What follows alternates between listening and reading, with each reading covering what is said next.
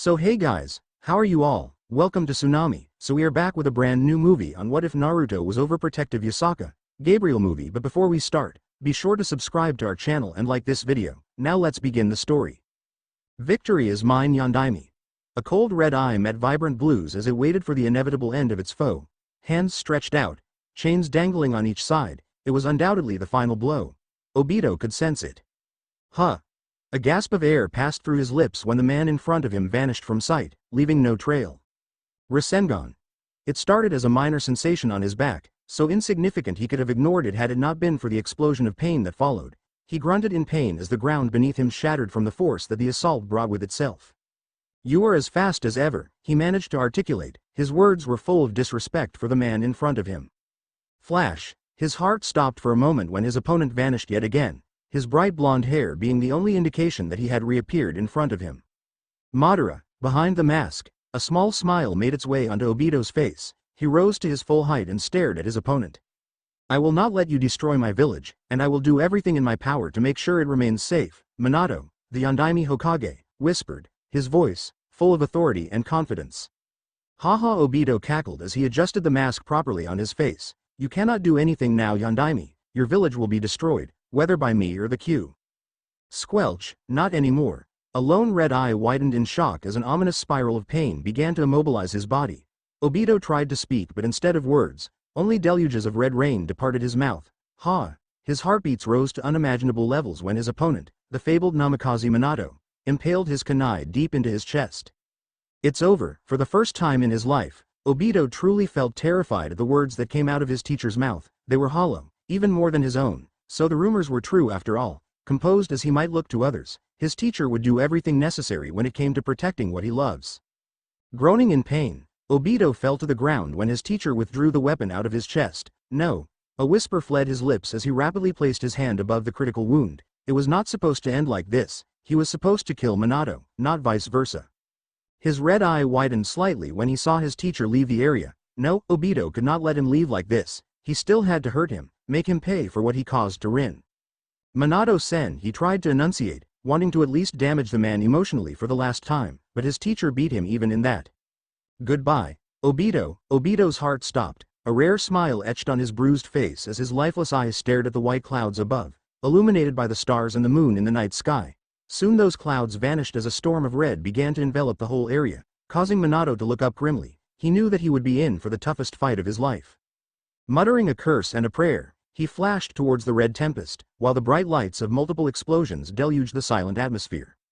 Outside, Konoha, debris, fire, rain, destruction was all his eyes could see. Burnt trees, decimated mountains, and massive amounts of rubble lay awry on the ground as he struggled to keep his breath in check. This was not supposed to happen. This was not how he and his wife planned to celebrate this night. He was supposed to be holding their son in his arms with his wife lying on the bed beside them, smiling at the soft giggles of their baby boy. "I am going to spoil my baby boy. He will be the biggest mama's boy in all of Konoha." Another stream of hot tears trickled down his cheeks, his hollow blue eyes that were gazing at nothing veered over to the dead body of his wife. Lying on the cold ground of his village, his wife's body was covered with countless bruises, blood, soil, and a giant gash going all the way through her abdomen. "Kushina," he murmured in a faint voice, barely holding the hand sign needed for the completion of his jutsu. "Why did everything turn out to be like this? What did we do wrong? All we wanted was a small family of our own." His whispers had no effect on the dead woman as she remained lifeless on the ground with a small smile on her face. He could still see her tears. "You can act tough, but you can't fool me. So wake up. Wake up for your son. At least say something to him." His body trembled as a fit of sobs left his mouth, blood immediately following the cries.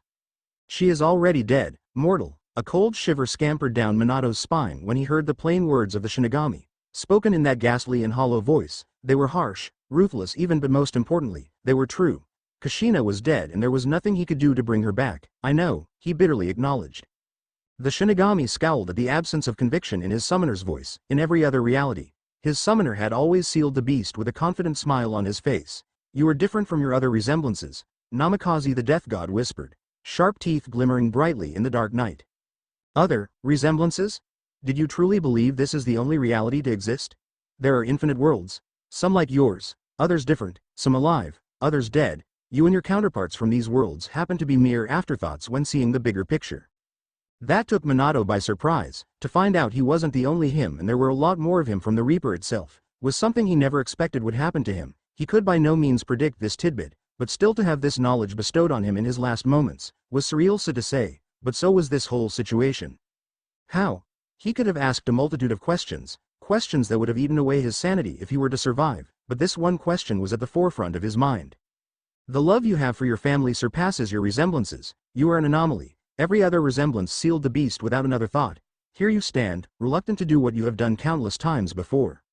A sliver of a smile appeared on the bruised face of the Hokage. Why wouldn't I hesitate? They are my family after all. The Shinigami frowned upon hearing the unusual answer. Now, the death god was even more interested in this rendition of its summoner. You amuse me. A hollow chuckle escaped the cold purple lips. You do not want to seal the beast in your child. No, then do not. Now that caught Minato off guard. What? Slowly he turned his head to the direction where the being who ruled over death was standing, perplexed and confused. He blinked at the powerful entity. What do you mean by that? Do not seal the beast. Stop the ritual. The Shinigami glanced at the Kyuubi, or at least the last remaining reminiscent of the beast. It was almost sealed into the boy. Only a snap of his finger was needed to finalize the ritual. I can't do that. It will put the village in danger. It will not, Namikaze. I will ensure it. Minato remained silent for a while, trying his best to decipher the motive of the god behind that absurd proposal. Why? He began. Why are you doing this? What will you get from it? The death god smiled. Change. For eons, you and I have done this ritual. I wish to see something different this time. Something very different. Different? Yes, the death god nodded its head, confirming the suspicion of its summoner. So, tell me Namikaze, what do you want? A happy life with your wife and your child? Will you do as your resemblances have done and leave your child all alone to suffer in this tragic world, where even your beloved student turned into a mindless fool?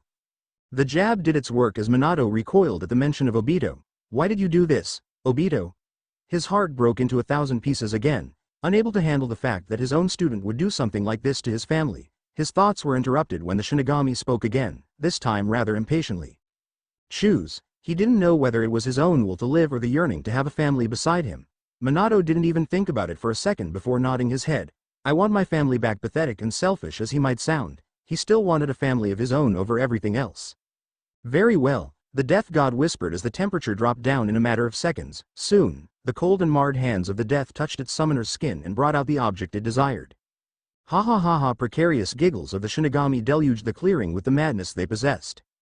Ooh, the Shinigami chuckled, his vacant eyes staring at the child with mild amusement and enthusiasm. You are very unique, young Namikaze. Cold words left the mouth of the powerful entity. You have not even completed a day in this world, but you have already started challenging powerful beings, huh? The death smiled at his own lame statement. Sharp yellow eyes glanced down at the abdomen of the child. Let it go, Naruto. The entity groaned, realizing how difficult this simple work could be. This child, this small bundle of flesh and bones in front of him, refused to let go of the beast's chakra. It was like he had absorbed all of it within his small body. No, I cannot extract the remaining chakra. It is impossible now. The depleted god finally accepted defeat, totally distraught with the fact that a mere child was able to overpower his most powerful seals. Well, it was wrong to say that he couldn't. Rather, he wasn't willing to. The child's body and soul had, in a matter of minutes, made the beast's chakra his own. Removing it would have damaged both his chakra coils as well as his soul. It's amusing to see you accept your defeat like this, Shinigami.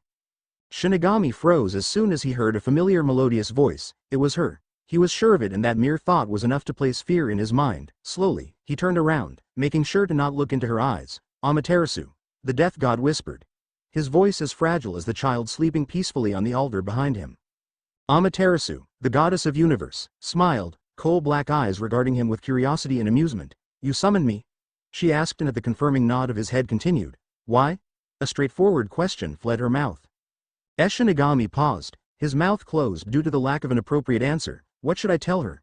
The poor god thought silently. Never had he summoned Amaterasu like this, especially in this dimension. She never liked it for some reason. The absence of words and confidence was palpable on his eerie face, something that the beauty in front didn't fail to notice. Why are you shaking, Shinigami? The beautiful woman whispered. If you are afraid of me, then you are worrying about nothing. I will not do anything to you. I am actually happy that you summoned me here. My brother was being restless and stupid again. The irritation in her voice, clear and obvious to hear. Haha, the death god chuckled, an uncomfortable smile plastered on his face. Susanoo can be stubborn sometimes, he whispered, and had to hold back a giggle when the woman groaned. doing nothing to hide the disdain she held for her sibling. As for the reason why I called you here, he trailed off as he slowly moved his attention back to the child.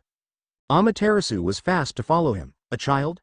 She blinked, eyeing the concealed little bundle with scrutiny and confusion. Did you summon me, the goddess of the universe, to take care of a mere child?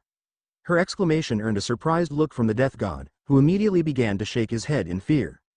No, I didn't call you for that, Amaterasu, that would be very disrespectful from my side. The translucent face of Shinigami took a serious shift when he looked back at the boy. I want you to take this child and 2 other souls to your primary realm. Why? I want to watch my summoner's life. Huh? What type of request is that, Shinigami? Amaterasu asked, flicking a few strands of black hair behind her ear.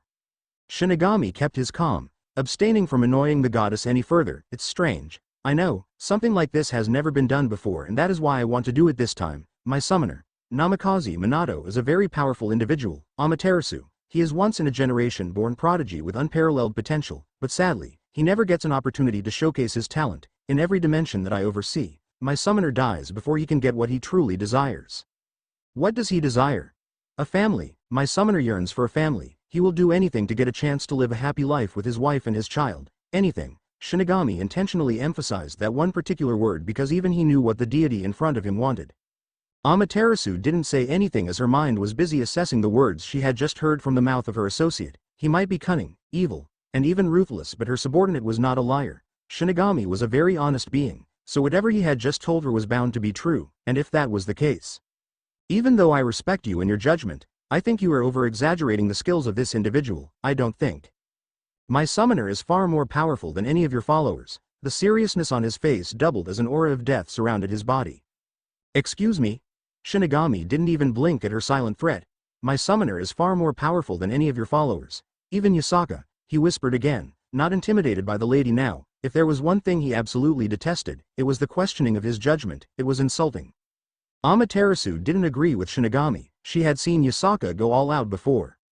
And she had to admit, it was somewhat terrifying. She had never seen Mount Fuji act up so violently, and she had to run some major interference that day. However, she didn't argue any further. It would end up nowhere, and they would each insist that their summoner was stronger. She also saw something she had never seen in the eyes of her ally before. It was there, hidden behind the hollowness of his yellow eyes. You admire this summoner of yours, don't you, Shinigami? She smiled. Aye, yes, he is truly a hero, Amaterasu. After a brief moment of contemplation, the goddess nodded her head. Then I will take him to my world. Really? Yes. I will also permit you to make periodic arrivals there. You are no longer prohibited from traveling to my realm. Shinigami was at the loss of words. Never ever in his wildest dreams had he thought this day would come where he would be allowed to visit the true realm of Shinto. It was surreal. Thank you, Ama. Give me the child. I want to see it. Just like that, the surprise vanished from his face and was replaced by panic and worry. Naruto. He lamented as gently picked up a child with his astral hands and hovered him over to the goddess, who, for some unknown reason, was looking absolutely thrilled to see the child. Here, Amaterasu carefully grabbed the child from her ally's hands. She smiled as he brought the concealed bundle close to her bosom. Now, ow, let me see your cute. Whatever she was about to say perished on her lips as soon as her eyes landed on the child's face. He was beautiful, no, outright gorgeous, and cute. His blonde tresses were as bright as her sun, while his deep violet eyes were as stunning as her coal-black orbs. He was perfect, and the small smile he had on his cute little face only made him more fascinating in her eyes. Ah, she giggled when the boy tried to reach her face with his small hands. Do you want to touch my face? She asked, lowering her head a little so that the child could touch her cheeks. She cooed when she saw little Naruto making grabby motions at her face, and giggled when she felt his tiny hands pinch her cheeks. There, now you can touch me, my dear. She paused and turned over to an utterly shocked Shinigami, whose mouth was comically hanging open at the sight. What is his name? Naruto. She nodded and veered around. Naruto. Her eyes blazed with happiness as she uttered his name. What was not commonly known about Amaterasu is the fact that she had always wanted a child of her own to pamper and spoil, a desire which only grew stronger over time after that bastard Susanoo killed Suki Fujiwara, her favorite attendant, in a fit of rage. She had found Suki and raised her from a baby into a fine young woman. The joy she felt, seeing someone who was effectively her daughter in all but flesh and blood, grow up and succeed, was indescribable. The pain she felt after her death was soul-crushing, and she would never forget that feeling. Even now, her heart still clenches in pain whenever she recalls what happened. But now, as she gazed upon Naruto's happy face, she could feel that pain fading away. She could feel her heart grow lighter with each second spent with this little bundle of joy. She felt like this was a second chance for her, another chance for her to experience the joy of raising a child from infancy. She gently kissed the infant on the head and lovingly whispered to herself, "My dear little Naruto." Shinigami didn't want to ruin her mood, but he felt that it was his duty to inform her about something very important. "Amaterasu, Naruto already has a mother, you can't take her place," he whispered timidly, fearing that he might anger the most influential figure of the Shinto faction. Amaterasu blinked. "Already has a mother?" Her voice decreased to a soft murmur as she glanced back at the child who surprisingly was still smiling at her. "You already have a mother, my child." The desperation in her voice was palpable, but to Shinigami's utter surprise and relief, the sadness didn't last long. Soon her lips curved up, eyes again flooded with love and affection. "No problem, I will be your wife then." Shinigami was once again rendered speechless. This was completely out of the blue. They had literally just met, and she is proclaiming to be his wife. Even if one overlooked the suddenness of things, they could not possibly disregard the sheer differences between the two. What? How? Huh? Shinigami's mind struggled to reboot as he heard Amaterasu's declaration. He couldn't comprehend what was going on. Amaterasu was known to be a cruel and cold goddess to those she didn't see as family, and at best, disinterested and distant to everyone else. Yet right now, one could never associate the borderline evil goddess to the woman who was playfully poking at the cheeks of a happy, giggling infant. This does not make sense. One is immortal, the other is a god. Their energies are completely incompatible, and they just wouldn't match. Amaterasu could accidentally erase Naruto from existence with a sneeze. Shinigami's mind was so engrossed in this inner turmoil that he didn't notice everything suddenly falling silent and the air going cold. Putting the incompatibility in powers aside, they are far too different in age for each other. Amaterasu is thousands of years old, yet Naruto would be so little compared to her. Wait, could she possibly be a Shodak? His thoughts were cut off as his brain rebooted and his danger senses kicked into overdrive. He frantically looked around to see what was emitting so much killing intent and froze up in shock when he saw a shadowed Amaterasu with glowing eyes grinning dementedly at him. "I said that out loud, didn't I?" Shinigami squeaked out, his voice a complete contrast to earlier. Amaterasu did not respond. Her grin only stretched wider as she slowly started to advance, her arms raised as if going to strangle someone. He wondered if this was what death felt like. Shinigami started backing away as Amaterasu slowly crept towards him, maintaining that deranged smile. As he backed away, he idly noted the irony of a god of death, feeling what it's like to be on the verge of death.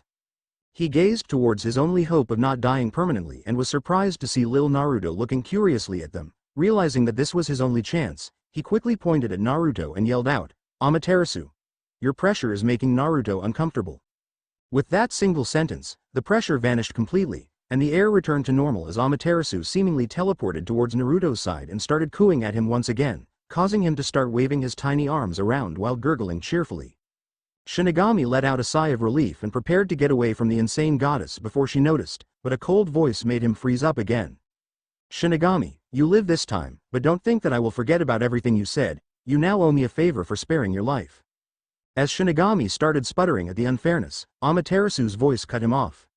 "Shut up, or I'll kill you." Elsewhere, a certain red-headed woman with a lock of hair over her right eye, wearing a blue dress, sneezed. Deciding to escape before the situation deteriorated, he quickly vanished into nothingness, leaving behind a baby Naruto in the arms of the goddess of the sun. Ooh, it was surreal. No, that did not quite fit the situation given what had happened. Reality shattering would have sounded much better. Minato went from seeing his wife dead by his side, and his son's future unknown, to becoming a celebrated businessman in a new world with a goddess telling him that she had provided him and his family a new life here, on the request of Shinigami.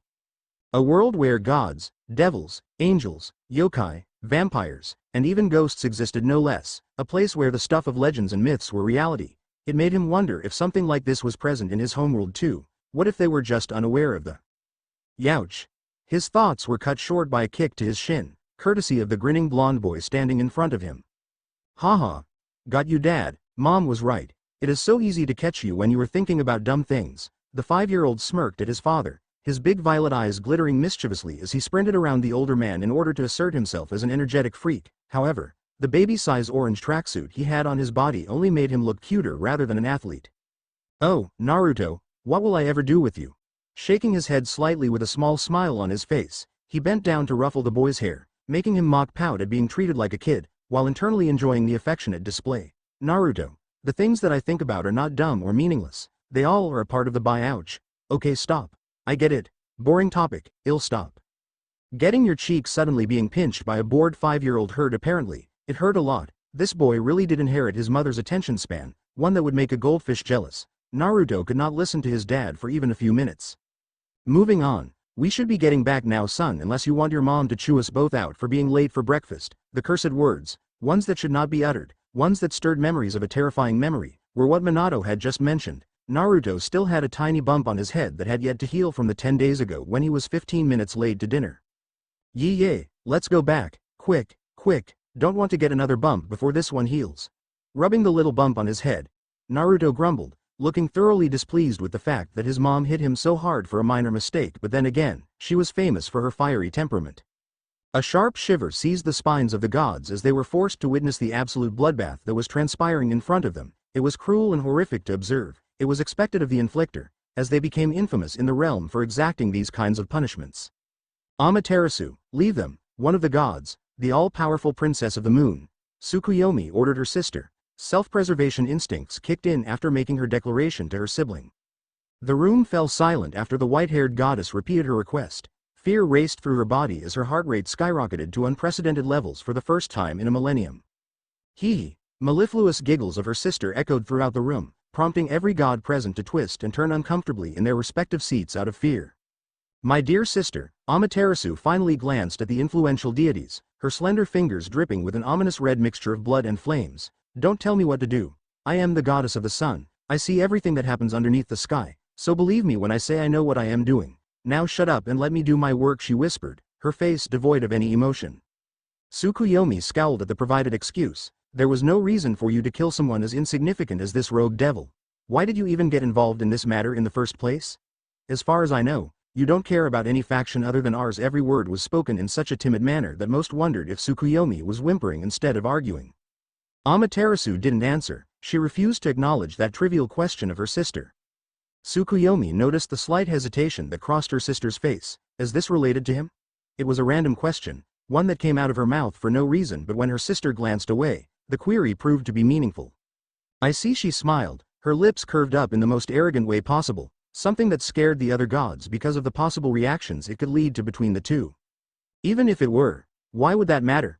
The goddess of the sun asked as she resumed the punishment of the fiends, face gleaming in satisfaction whenever the devil wailed in pain and agony.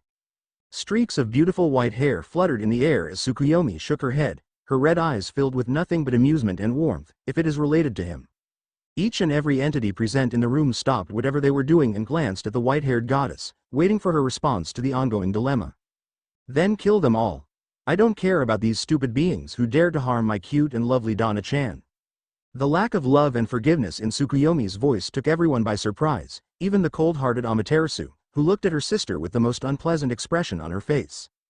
Don't call him that.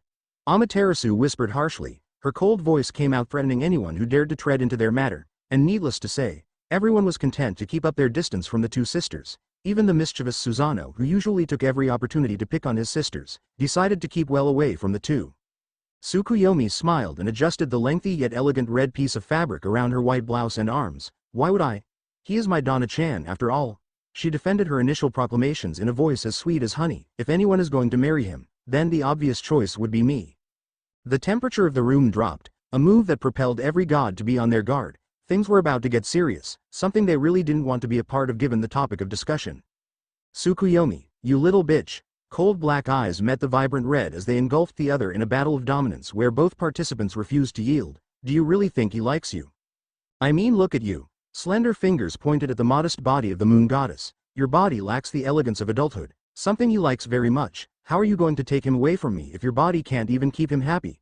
The question boomed throughout the room, loitering for a possible answer from the white-haired girl. Tsukuyomi frowned, annoyance showing on her face as if it was a part of it. The words that spewed out of her sister's mouth were expected, so she wasn't annoyed at that. What made her irritated was the confidence Amaterasu carried on her face while speaking those words. She spoke as if she knew everything about him. A small pout materialized on her plump lips. Who says I can't keep him happy? I'll have you know, he called me the most beautiful girl he had ever met, even more beautiful than that idiot Seraphol. The pout only deepened when she mentioned the name of her eternal enemy, Seraphol. Seraphol, who for some reason or another, was one of Naruto's most beloved girls in the whole world, all because of her television show, Damn her and her stupid circus that she calls a show seriously. Out of anyone he could have liked, why did he choose that stupid devil? He had never even met her, and that's what baffled her the most. Tsukuyomi could only imagine his surprise when he finally gets to meet that child of a woman. It would be terrible, she would make sure of that. Serafal, I need to erase her existence. That woman is a serious threat to both of us. Tsukuyomi, he is already completely enamored with her and her show, so seducing him would be easy for her. No, we cannot let that happen. He is ours, for now. Absolutely, she cannot take him away from me. We need to make sure she stays away from him. The day she meets him will be the day we lose him, and we cannot let that happen, not on my watch. Everyone else in the room sweat dropped at the conversation which was going on between the two. It was astonishing how a mere child could make two of the most powerful goddesses fawn over him like this. The strange thing was that they didn't even know how he did it. For as long as they could remember, Amaterasu swore to be his wife as soon as she met him, while Tsukuyomi fell for him as soon as she saw his smile. Both the explanations were absurd, but for some reason, none of the gods had the guts to object to their insanity. Oh come on, dear sisters, well, the exception of one stupid being, who also went by the name of Susanoo. He is just a child, leave him alone and marry someone worthy instead, someone like me.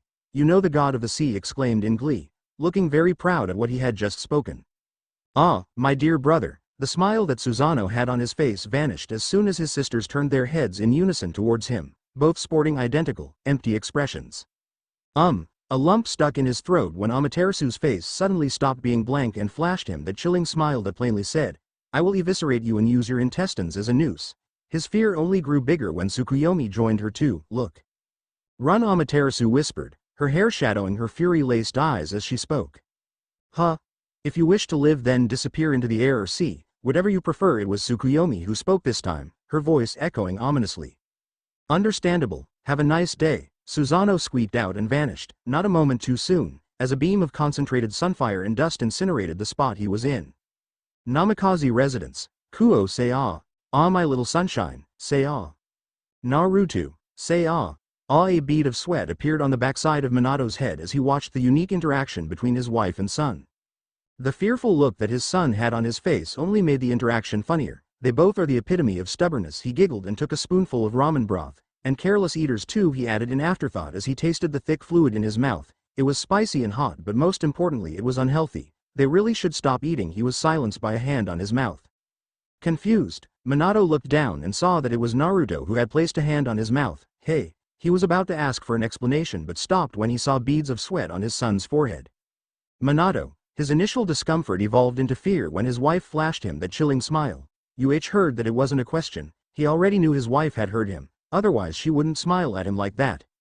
The smile on her face reached soul-damning levels as her hair began to dance around her face in a demonic harmony. No dear, I happen to be deaf. The dryness in her words could have sucked up an ocean.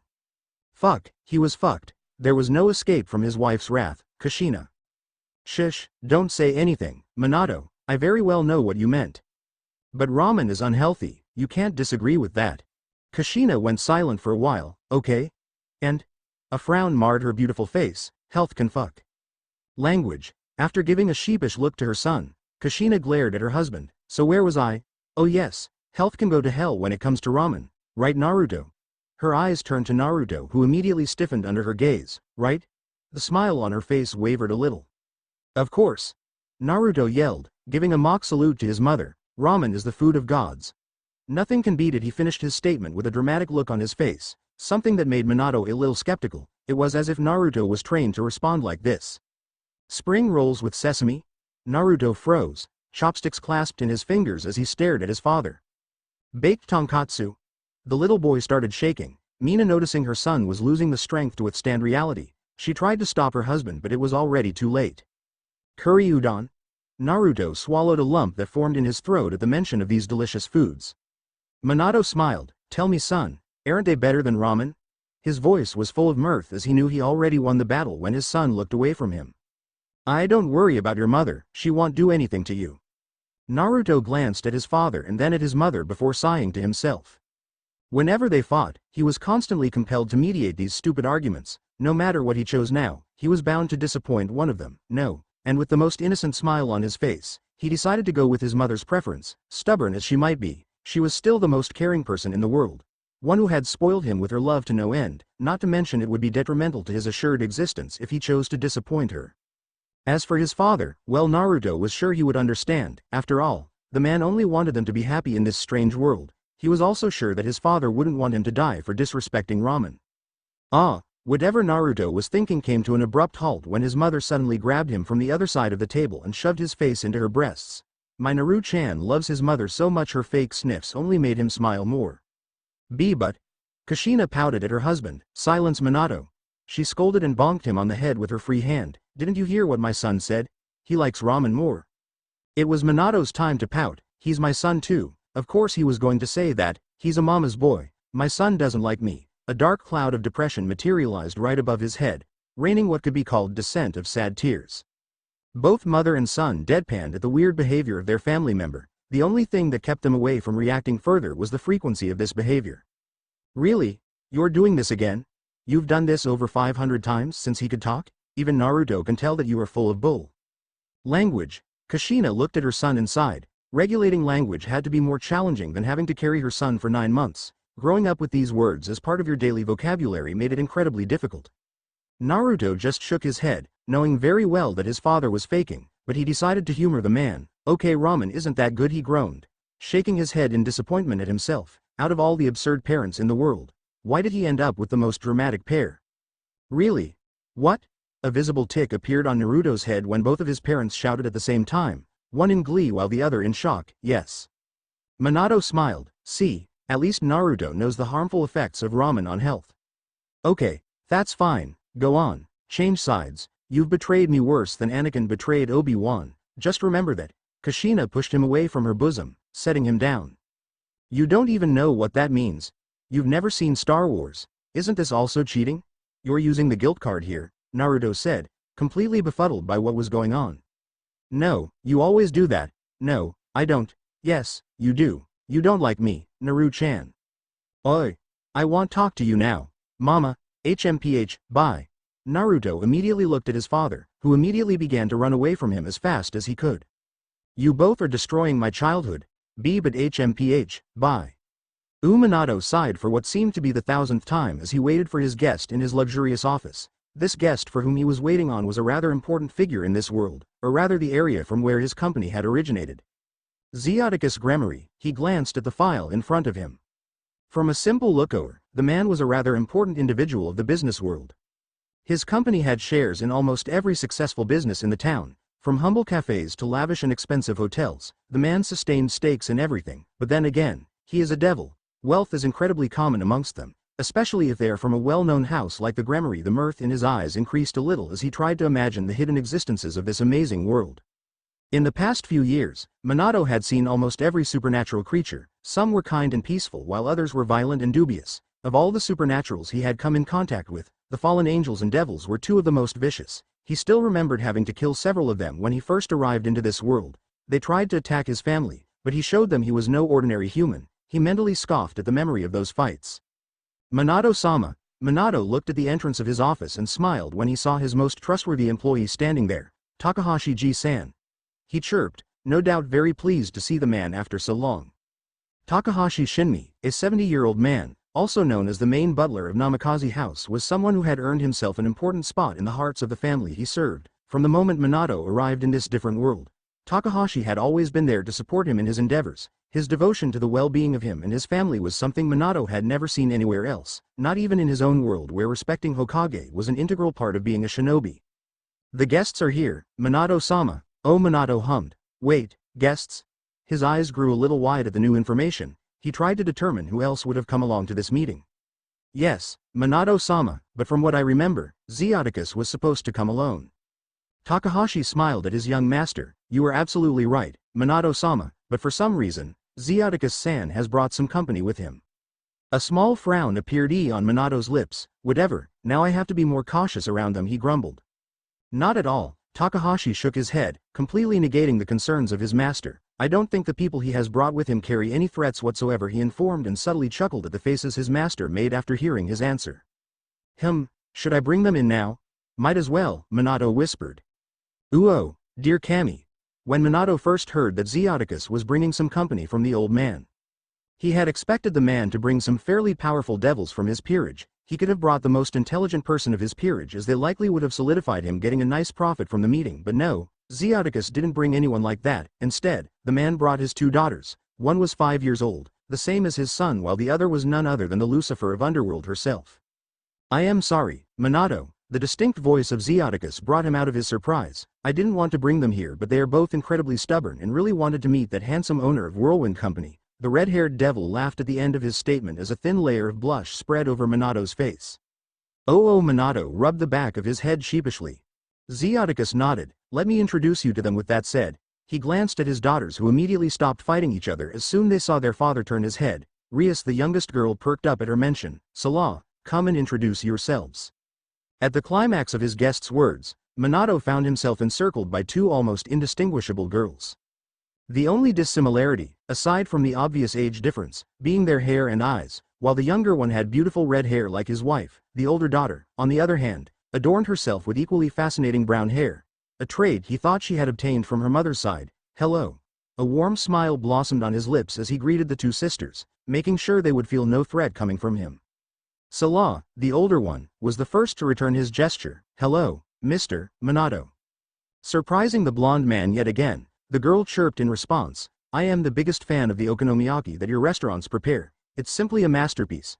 Her big bluish-green eyes grew wide in glee when the man smiled at her. Also, where is your son? I really want to meet him. He looks so cute in the commercials. She added, Dad, can we get more ramen? Like a fangirl who had lost herself in the madness, Salah began to mimic the phrases of Naruto. Minato was at a loss for words. He didn't know what to say because the entire situation surrounding him felt like a bizarre dream. Otherwise, why would the ruler of the underworld behave like this in front of him? From the stories he had heard about the past Lucifers, she too was supposed to be cruel and intolerant, but here she was, mimicking the childish phrases of his son as if they were the most interesting thing in the whole world.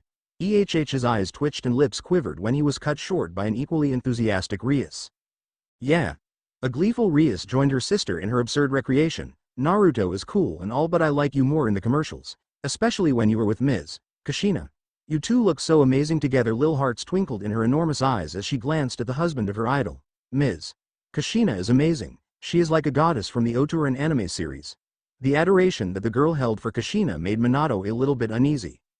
Yeah, that she is. Rias nodded her little head at the blonde man. You are very lucky to have her as your wife, Mr. Minato. I wish she was my mother too. Now that managed to get a reaction out of Minato. Now he patted the head of the sad girl. Don't be sad. I am sure your mother is just as amazing as Kushina. His words brought back the smile on her smile. Of course she is. She's my mother. She is the best, but still, Rias pouted, her small lips quivering at the mere thought of meeting her idol. Blah Salah scoffed at the absurdity of her sister. Seriously, what was wrong with her? Here they were standing in front of the most famous businessman of Kuo, and all her sister could think of was Kushina. She's not that amazing. She bit her lips when Minato gave her an incredulous look. I mean, she is beautiful, but remember, she also hit Naruto. I don't like it. The brown-haired Lucifer shook her head, no doubt disappointed with how the woman handles her son. But that's all as a joke. No, I don't like it when someone hurts that adorable child. He is so precious. Must protect. A sweat drop formed on the back of Minato's head. He paused and looked at Zeoticus for help. Of course the sweat drop only got bigger when he saw Zeoticus adoring a small picture of Naruto. They all are crazy for my little child. I need to keep them away from him, was the first thought came to his mind as soon as it started working again after the initial shock.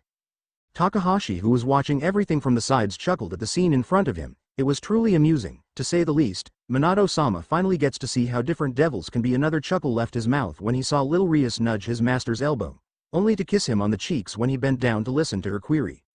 All right now, shall we begin the meeting? After admiring the room to its fullest, Zeoticus finally turned his attention back to his new friend. In response, Minato rubbed the back of his head sheepishly. Can we please wait for a moment longer? Amaterasu-sama wants to be a part of this meeting too. At the mention of Amaterasu, everyone went silent. Zeoticus, who was enjoying everything till now, went rigid when he heard the name of the infamous goddess. Out of all the people Minato could have invited, why did he invite that woman? The red-haired devil grimaced at the idea of meeting that woman in person. Amaterasu? Salah asked Minato. Yes, she told me that she wanted to meet devils again. Now that made the female Lucifer a little cautious and tense up at the current situation.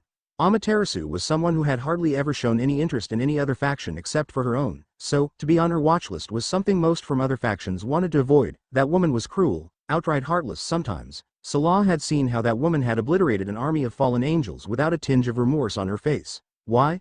A simple question escaped her mouth. Minato answered the question with a small smile. I am not entirely sure myself, he spoke, and by the sound of his voice, Salah could tell he was telling the truth, which only served to grow her concern. I see, she whispered, rubbing her temples gently with her fingers. Minato's words were cut short when the door of the office opened with a loud slam. The sound was so intense that Rias jumped in surprise. Amaterasu. Salah finally glanced at the open door and smiled when she saw the beautiful goddess standing in the entrance with a cold look on her face. The aura she was emanating was intense and felt as if she wanted to make them aware of the fact that she owned the whole area. Salah, the princess of the sun, whispered, her voice as apathetic as her face. What are you doing here? The question put everyone immediately on edge. I just wanted to meet Mr. Minato and Naruto. The temperature in the room suddenly dropped below freezing as soon as Salah spoke Naruto's name. What do you want with Naruto? Was the first thing that left the mouth of the angry goddess. Salah would have answered the question had not someone interrupted her again. Amaterasu. Don't leave me behind like that. Salah's eyes went as wide as saucers when they took notice of another goddess in the room. Tsukuyomi. She immediately recognized the new guest. After all, who didn't know about the most beautiful woman in the world? Devils, fallen angels, and even angels were mesmerized with her beauty. Who? Oh, Salah. Fancy seeing you outside the underworld. The pure apathy conveyed by her voice was enough to put the Lucifer on edge. She knew she was stronger than both, but she would struggle minimizing the potential damage to the surrounding area should this meeting turn hostile. Added to the fact that this was supposed to be a business meeting, she didn't want to take any chances and start something. There was also not wanting to leave a bad impression on Mr. Minato and possibly hurt little Naruto's father, but she wasn't going to state that out loud. Minato and Zeoticus both wanted to defuse the situation, they really did. But they also were far too intimidated by the females to make even a sound. Tap, tap. The sound of faint footsteps made Minato's stomach do a few flips. The person coming carried a Hireishin mark on them. He dearly hoped that it was Naruto. He was the best bet to defuse this situation. Whatever it was. His son just had that effect on people. One look at the person who entered the room and Minato realized one thing. Destiny truly was a total bitch. There she was, his lovely wife. Standing at the entrance to his office, looking at all the female occupants as if they were some criminals and she was the judge, jury, and executioner. He should have let laziness take over, and scheduled the meeting in one of his restaurants, but no, he just had to be a lazy shit on the wrong day and invite the devils to the office in his home, a place where his wife and the two Shinto goddesses had a high probability of meeting. The upcoming clusterfuck was on him, and he was ready to accept his fate. There was no point in denying it. Whenever even one of the two goddesses were in the same room as his wife, the conversation always shifted towards Naruto. He didn't know why, he didn't know how, but it did, and it always ended with him walking out of the room, scared shitless of the three women. You two. Without any warning, Kushina grabbed the arms of the two goddesses and dragged them away from the entrance. Why are you here? Have you both finally decided to leave Naruto alone? Didn't I tell you two not to get involved with his life? The red-haired woman bombarded the goddesses with her questions. Amaterasu was the first to come out of the shock. Kasama OWW black eyes glared at the source of her misery. What was that for? She asked, rubbing her swollen cheek lightly where Kushina had pinched her, while her sister looked back and forth between the two women. Don't call me that. But you are my future mother in OWW. Another cheek was sacrificed to the angry habanero. No, I am not. Naruto won't be marrying either of you floozies. Amaterasu glared at the woman and unleashed some of her power in order to subdue her anger. Yes, you are. Naruto is my OWWWW. Not again. She screamed, finally on the verge of losing herself to the anger. Kushina scoffed and waved off the surge of power as if it was nothing. Naruto is my son and that's all. He belongs to me. Only me. Begone thought. Kushina. Okay. Minato too, but mostly me. You didn't carry him for 9 months. She pointed at her husband. Amaterasu was about to argue further but her sister stopped her from doing so. People are looking at you. The sun goddess looked around and was surprised to see everyone looking at her. She had forgotten about the devils. What? She asked them. Do you people find this interesting? She seethed in fury. Ow, oh for my mother's sake, what did I do now? Stop trying to scare my husband's business partners. By now, Amaterasu was having a mental breakdown, while Salah was, on the inside, enjoying it to the fullest. To see the sun goddess being manhandled by a human, was a truly humorous sight, one that she would pay to see again and again. The other two devils, however, were standing there, with an expression that could best be described as what the fuck. Zeoticus had seen some really interesting situations over his many years of life, but this threw his definition of weird outside the window. I am not scaring them, I am just warning them, which is scary, be nice while doing it. Tsukuyomi couldn't handle it anymore. With a hand on her abdomen, she let out a joyous laugh, one that echoed in the room for a very long time. Yes. Scold her more, Kushina-san. OWWW. Her laughs ceased as cold fingers pinched her cheek tightly between their grasp. What are you on about? Not like you are any better. I have seen you trying to win over Naruto with your cheap tactics of treats and gifts. He's not that shallow. The piercing stare that accompanied those words was enough to cause Tsukuyomi to start sweating bullets. Why, you see, it isn't like that, they're just gifts, nothing more. And I am not a woman, Kushina snarked right back at the embarrassed goddess. Explains the flat chest. The deafening silence in the room was enough to let Salah know she fucked up. She thought she hadn't been loud enough to be heard. Guess she thought wrong. What did you say, young lady? Kushina asked in an all-too-sweet tone that made everyone, even Amaterasu, shiver in fear, not that she would ever admit to it.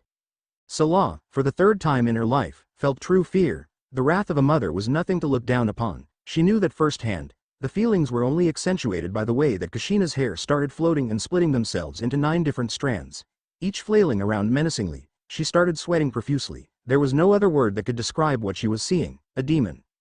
Said demon also somehow had a projection of a flaming kitsune behind her. The eyes of both the demon and the projection burned in unholy unison, staring down upon her as if condemning her to a lifetime in heaven. She never thought she would say this, but she would have much rather preferred another great war occur than to face down this monstrosity. Just as she was about to pass out, a voice she only knew too well cut through the tension like a chainsaw through the paper. Hey Dad, do you know where the toothpaste is? Naruto said as he entered the room, yawning, wearing a set of the most adorable fox-themed pajamas. The room went even more silent than before. The eyes of all the females were glued onto the sleepy form of Naruto. Minato gulped, and Naruto, he whispered, eyeing every female with sharp eyes. The little boy perked up a little. I asked if you knew where my toothpaste is. Naruto. Naruto didn't even acknowledge the shout and casually moved to the right in order to avoid a flying Amaterasu. Naruto. This time to the left, so that Tsukuyomi could meet her sister on the ground. Naru-chan. Still half asleep. Naruto sat down and yawned cutely as he rubbed off the sleep from his eyes while being completely unaware of the fact that a gleeful Kushina flew right above his head and crashed into the bodies of Amaterasu and Tsukuyomi. Dad, he grumbled and raised his arms in order to reach out to Minato. Pick me up, I am tired. Sure. Minato wasted no time in picking up his dear child, and soon, the room was filled with cute little sounds of snoring as Naruto rested his face on the shoulders of his father. Shall we begin the meeting now? Minato smiled at Zeoticus. I am sorry for all of this. No problem, Papa, pick me up, I want to sleep like him. Our Rias. Innocent violet eyes basked in the warmth from the scene in front of them. No matter how great his home in Kyoto was, that jungle of concrete could never beat this Shangri-La of greenery. Papa, this place is awesome as always, Naruto squealed, making cute faces that only a child could muster. Minato smiled at his son and patted him on the head. Of course it is, Naruto. Your Aunt Yasaka has kept it protected just for you, he muttered while very well remembering to quote the beautiful fox lady. After all, she had demanded him to speak about her to his son. He suspected her intentions were similar to Amaterasu and Tsukuyomi, but he hoped it wasn't. Yasaka Oba-chan. The 5-year-old boy's face beamed at the mention of his favorite aunt. Out of all the women in his life, his beautiful Oba-chan was the most mature one. She was the epitome of class and compassion. In short, he liked her. She is the best. That she is. So why are we here, Papa? The blond man smiled. To train, of course. He spoke jovially. I don't want to train. It's boring and I get tired easily, Naruto argued and raised his hand in defeat. Naruto, he tried pouting instead. Please, I promise I'll study seals with you in the evening.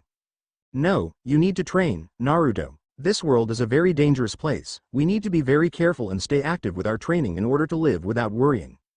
If possible. Naruto's pout deepened. Ah, please Papa. He pleaded with the most innocent face he could muster. After all, if there was one thing that his father adored the most, it was his innocence. He loved it when he made those cute little faces. Minato's will began to crumble. No, you need to train. He immediately argued back with a stern look on his face, but one could see that his mind had begun to waver already. Now it was just a matter of time before he would give up on the argument. Fine. The yellow flash sighed in relief when his son agreed to train. He was just a hair's breadth away from losing yet another argument with Naruto, but fortunately, his son couldn't see past his stern look. Now, he ruffled his son's hair. No need to get angry, Naruto. It's all for your benefit. Don't you want to protect your family from bad people?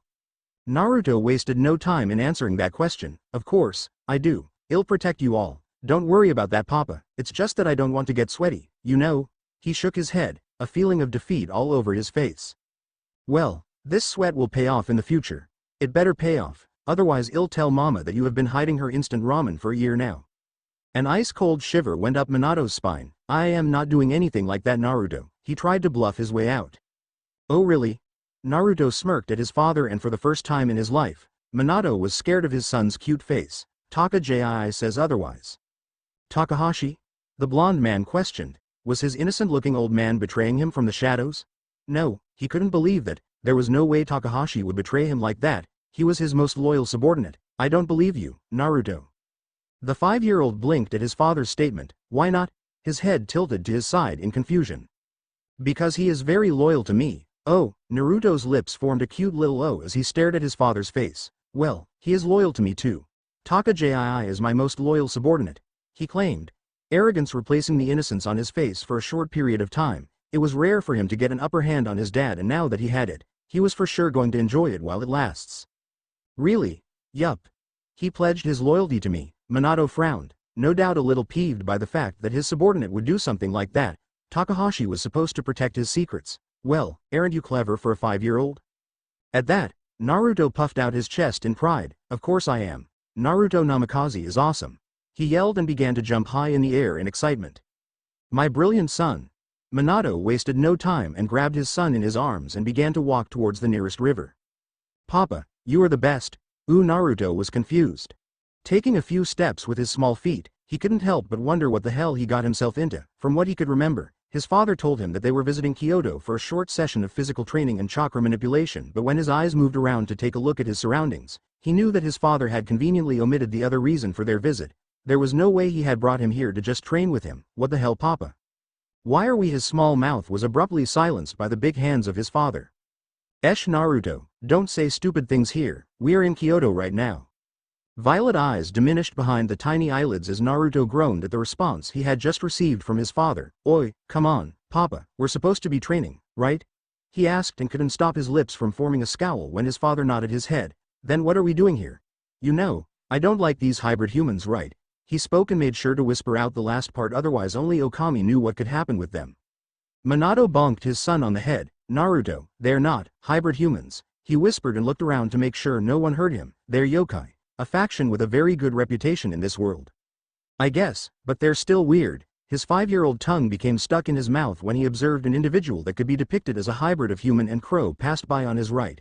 A shudder ran down his spine. See, that lady, she was weird, Papa, he fumbled, his body still shivering due to the distress that he had felt at the mere sight of that woman.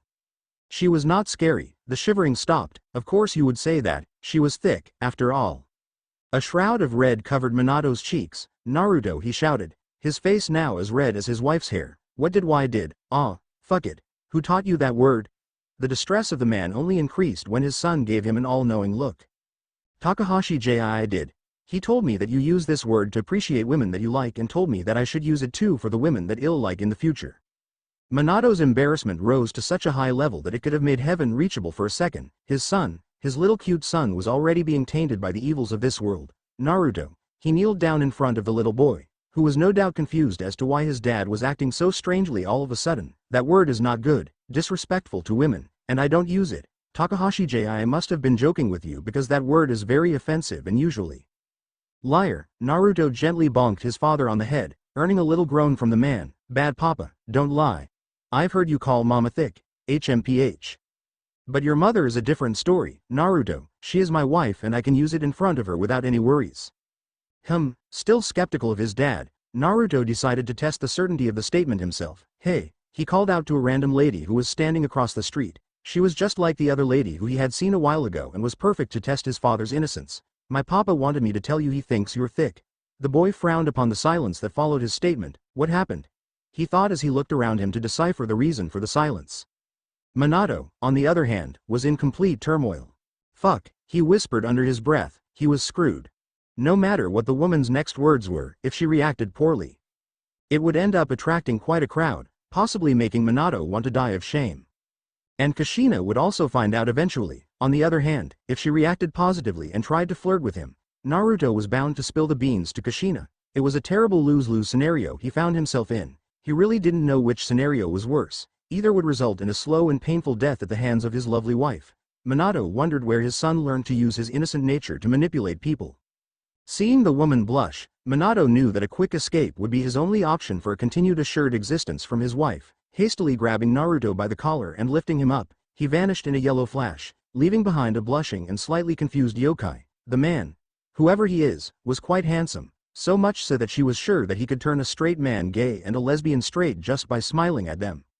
Arriving outside of Yasaka's castle, the guards were startled at first, but quickly relaxed after seeing who it was. Naruto was quite famous among the guards of Yasaka, more than Minato was. But that was mostly because a majority of the guards were females and Kushina was also well known around the castle. And hence no one stopped the duo from entering. They did come to Kyoto to train, and what better place to train than the yokai's training grounds.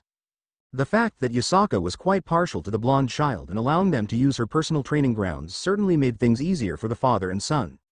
Inside the castle, the guards all knew that Yasaka was aware of Minato's and Naruto's presence in the castle. She always knew whenever the child visited, but they still informed her of their arrival.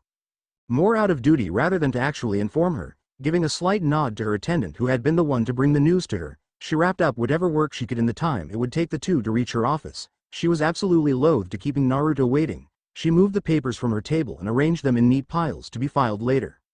She didn't have to wait long as she soon heard a knock. She stood up to go answer it, but was soon stopped when the door suddenly opened and a small blonde missile knocked into her with a shout of Yasaka Oba-chan, making her stagger a bit. A big feat given her strength. Followed shortly by an exasperated Naruto from behind the door and a sheepish-looking Minato entered her office.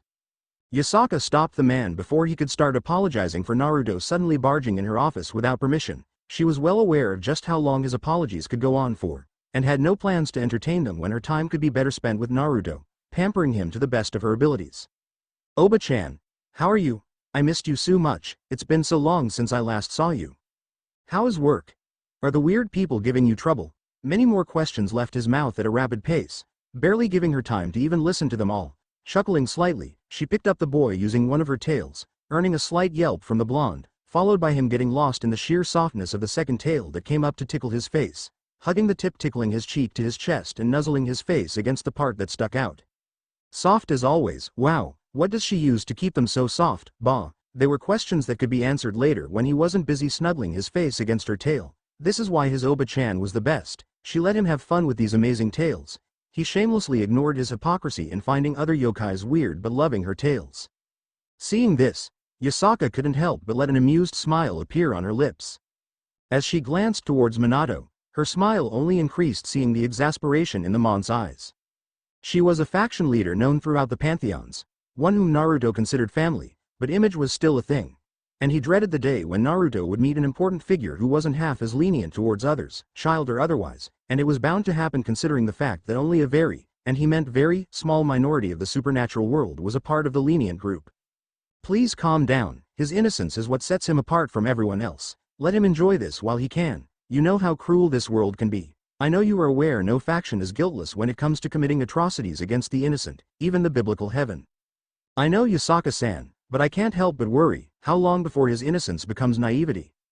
How long before it gets taken advantage of? In this world, simply having power isn't enough. A strong heart is just as important, if not more so. If Naruto lacks either trait, I can't always be there for him. I want him to be able to take on the world with his head held high, unafraid of any challenge that comes his way. Even then, he is my son. No matter how strong he becomes, I'll always worry about him.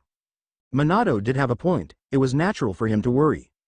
Naruto was his only child, and not to mention both he and Kushina were overprotective parents. Naruto was still sitting on one tail, rubbing his face against another, oblivious to the world. She looked down on Naruto's face and what she saw washed away any form of annoyance from the slight tickle she felt on her tail. Yasaka cherished that smile, and made her hesitate for a moment, reluctant to move him so he could start his training. Preparing for the disappointed face and the pout that was sure to come, she turned to Minato. I believe you came here to get him started on chakra training. Come. I'll lead you to the training area. She slowly started trying to free her tail from the child's clutch. She could have easily yanked it out, but she didn't have the heart to do that to Naruto. Realizing she would have to take a more direct approach, she adopted a light admonishing tone. Naruto, you came here to train, didn't you? If you don't let my tails go, how will you train? But I don't want to. Seeing the pleading look in his eyes and seeing that Yasaka's defenses were beginning to crumble, Minato decided to intervene. Naruto, what did I say about training? Say that it is important to train if I want to protect the people close to me, I know. But please Papa, just a few more minutes, please.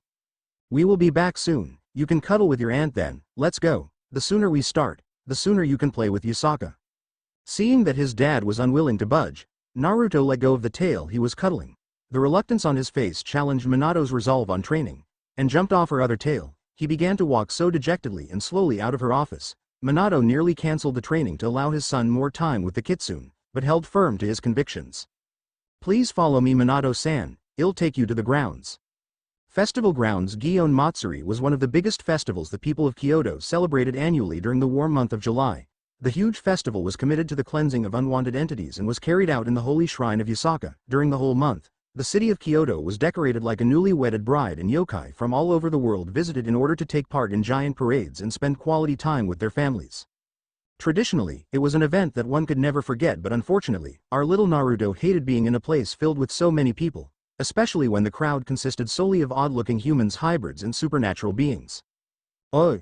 Look where you are going, sir, Naruto yelled at a brown-haired man who flew past him without uttering a single apology for disturbing his walk. Seriously, does anyone here have any manners? He mumbled, completely forgetting that he, himself, was infamous for breaking rules and pranking people. Minato glanced at his son and smiled. Now, he placed a hand on his head and ruffled the bright blonde hair. There's no reason to be so upset about these things, Naruto. We're here to enjoy the festival, remember? Naruto scoffed, discarding his father's question with a gentle sway of his head. I know, but I don't like festivals. I want Yasaka Oba-chan. His whining attracted a lot of attention, but no one dared to disturb the father and son duo, as most knew who they were and of their relationship with their leader. But Yasaka is getting ready to deliver her speech. She is the main attraction of this festival and her speech is very important for this event. The child refused to heed any attention to the explanation of his father. For him, the only thing that was going in his mind was the soft tails of his Oba-chan. Those delicate cushions of fur were something to remember for eternity, and Naruto wasn't going to let anything get in his way from cuddling them. HMPH. Fine. His words brought an expression of relief on Minato's face. I'll wait until she finishes her speech. Minato was about to ask Naruto what he meant by that, but couldn't, as the crowd around them abruptly erupted in cheers when the leader of the yokai faction finally appeared on stage. Amazing. The former Hokage couldn't help but find himself in awe at the spectacle in front of him. The mixture of claps and cheers brought a wave of nostalgia with them, and soon Minato felt as if he was sent back in time to recall the remembrances of his beautiful village and its people. Papa. The ripples of reminiscences settled down when he heard his son's voice. It was sweet and cheerful, yet sharp enough to pierce through the walls of his mind. Huh? Blue eyes flickered in confusion but soon found the reason. Yes, Naruto? Minato asked, his eyes still filled with tears at the sudden onslaught of memories. You blacked out for a bit. Oh. A sheepish expression soon deluged Minato's face as he tried to form a proper explanation for his recent lapse. I was thinking about something. Oh. Naruto smiled at his father. If you're lonely because Mama's not here, then don't worry, I am here. I'll protect you from bad people. Just like that, the memories of the past left Minato's mind as he began to laugh at Naruto's childish statement. Oh my little Naruto. He gently cupped his small cheeks. I am not feeling lonely, with you by my side. I can never be lonely. The smile on his face only got bigger when his son began to squirm in his arm because of the embarrassment. Whatever Naruto wanted to say was left unsaid when a group of beautiful women surrounded them. Ah, you are such a great father, mister, one of the women, who had very unique features and a gorgeous body, whispered in a warm voice. Her intentions were remarkably obvious on her narrow face. Thank you, not wanting to come off as rude, Minato replied to the woman and smiled at her while completely missing the smile that blossomed on her face at his small gesture of appreciation. If you don't mind, may I ask who you are? The lady inquired, this time with a slight jiggle to her huge breasts and hips. Seeing that his papa was having a hard time getting rid of the woman, Naruto decided to interfere in the matter. After all, there was no way he was going to let another woman steal his papa from his mama. His mama and papa were his ideal couple and he refused to let anyone ruin their bond. Excuse me, lady, he began, and was glad to see that the woman finally looked away from his father's face. It was getting rather creepy. He's already married and has a beautiful wife whom he loves very much. If you are looking for a man to marry, then you can meet Takahashi Jii or come see me when I turn 18, okay? He exclaimed but immediately groaned when a pin-drop silence followed his words again. What is wrong now? Naruto looked around him and gulped when he saw the aghast expressions everyone had on their faces. Minato wasn't doing any better. No matter how much he loves his son, he couldn't deny the fact that his son is extremely talented in bringing trouble to his life. Not even a minute ago, he was going gaga over his son for being so cute, and now the same son had done something so stupid that he couldn't even describe it in words. I am so a lump formed in his throat when the woman started to laugh all of a sudden. Ha ha ha. Melodious giggles enveloped the whole area with their warmth as the lady slowly began to step towards the stunned child, her huge breasts still jiggling like they were earlier. Finally, stopping in front of the man, the woman slowly lifted her right hand and cupped Naruto's cheek within her palm. You are such a cute boy. She paused and glanced at Minato. Minato understood what she meant by that look. Naruto, his name is Naruto. She nodded her head before looking back at the boy again, who still was surprised by the fact that the lady wasn't doing anything bad to him. Naruto, it's a very nice name, don't you think? She asked her fellow females, who immediately whispered a small yes in unison. While the women were busy talking to each other, Naruto decided to apologize for his actions. He wasn't being smart at that time, but then again, he's still a child. I am sorry for the words. His apology was stopped by the female. No need to apologize for that, Naruto. You were just trying to make sure your father remains safe, and I appreciate and adore that. Your love for your father and mother is very pure. I can see that, and that's why you don't need to apologize for anything. With that said, the lady began to walk away from the duo. Hey, what is your name, miss? The woman looked over her shoulder and smiled cutely. Gabriel. Minato's whole body went rigid and his face turned white. Gee, Gabriel. Papa, why is everyone coming here? Why can't we continue playing the festival games and eating the food? Naruto whined plaintively with a pouting face from beside Minato. Forgetting the recent incident, Minato chuckled and ruffled Naruto's hair, causing him to pout even deeper before answering. You see, son, this festival is known as the Festival of Yasaka Shrine for a reason. It wouldn't make sense for them to come here but not listen to Yasaka's speech, would it? Yeah, I suppose it wouldn't, Naruto answered after thinking about it for a while.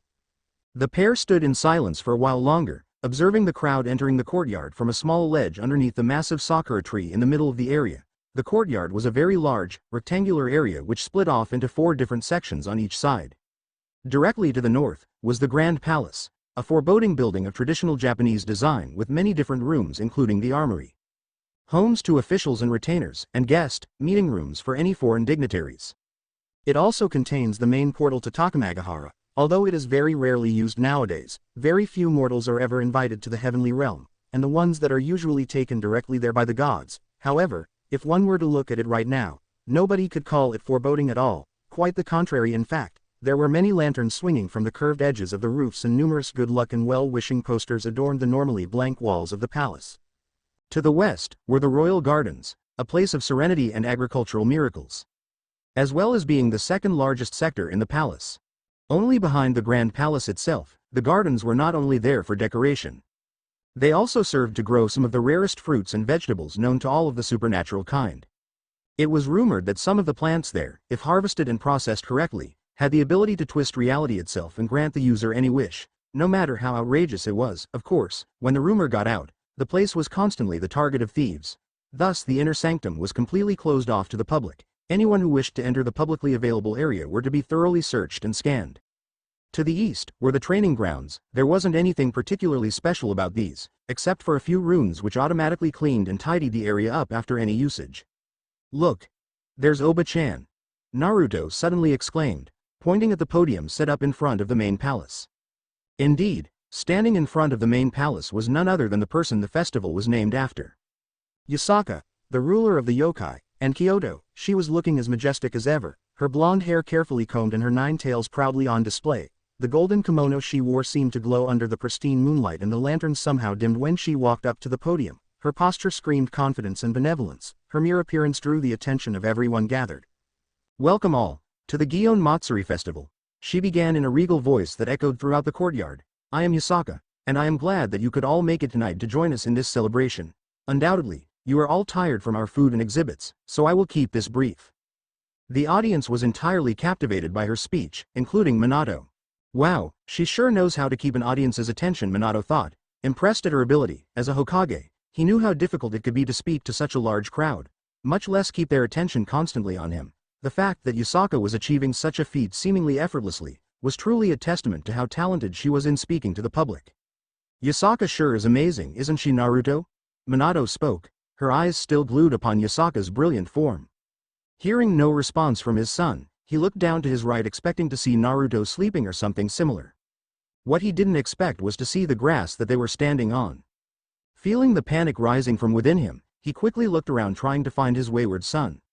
A sudden yelp brought him out of his reverie. As he looked towards the source of the yelp, his face went chalk white. He had found Naruto, but not in the way he had expected. A few minutes ago, just after the speech began.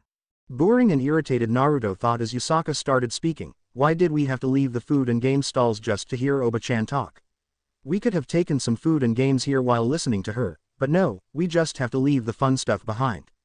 Naruto started feeling restless about what was going on. His childish mind determined that listening to this was far too boring when there were so many other things he could be doing, like eating dango and ramen from the stands.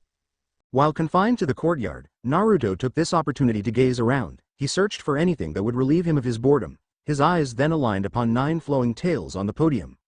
Oba-chan must be bored as well, speaking to all these people. I know I am just waiting around and listening, so let's go have some fun, he screamed in his mind excitedly as his eyes shone with innocent glee. Looking towards his father, he noticed that Minato seemed to be transfixed upon whatever Yasaka was saying. Taking the chance, he slipped away from his father and made his way through the crowds, and started stealthily approaching Yasaka from along the west side of the courtyard, which just so happened to be the most heavily guarded side, as it was the entrance to the royal gardens. Naruto somehow made it past every single member of Yasaka's elite guard without being detected. Even the captain of the guard, Yamato, didn't notice Naruto's presence when he was right beside him. Hey, that was easy, Naruto thought with happiness as he slipped past Yamato, secretly slipping a fart bomb into his pocket. Naruto really didn't like the captain of the guard. He was too strict and uptight. On numerous occasions, he would deliberately try to get Naruto to stop whatever he was doing and sometimes even try to arrest him on technicalities. That wasn't to say that he did his job badly, it was quite the opposite. He was actually the most efficient and diligent guard in the palace, and has been for many years. He just seemed to be annoyed by Naruto's very presence and seemed to have it out for him. As they say, you never mess with an Uzumaki and expect to get away with it. Now, Naruto's eyes lit up in pure delight as he was behind Yasaka and her glorious tails. Time to have some fun. Letting out a shriek of pure childish delight, he jumped directly into Yasaka's tails, making the owner of said tails yelp in a way rather unbecoming of a leader.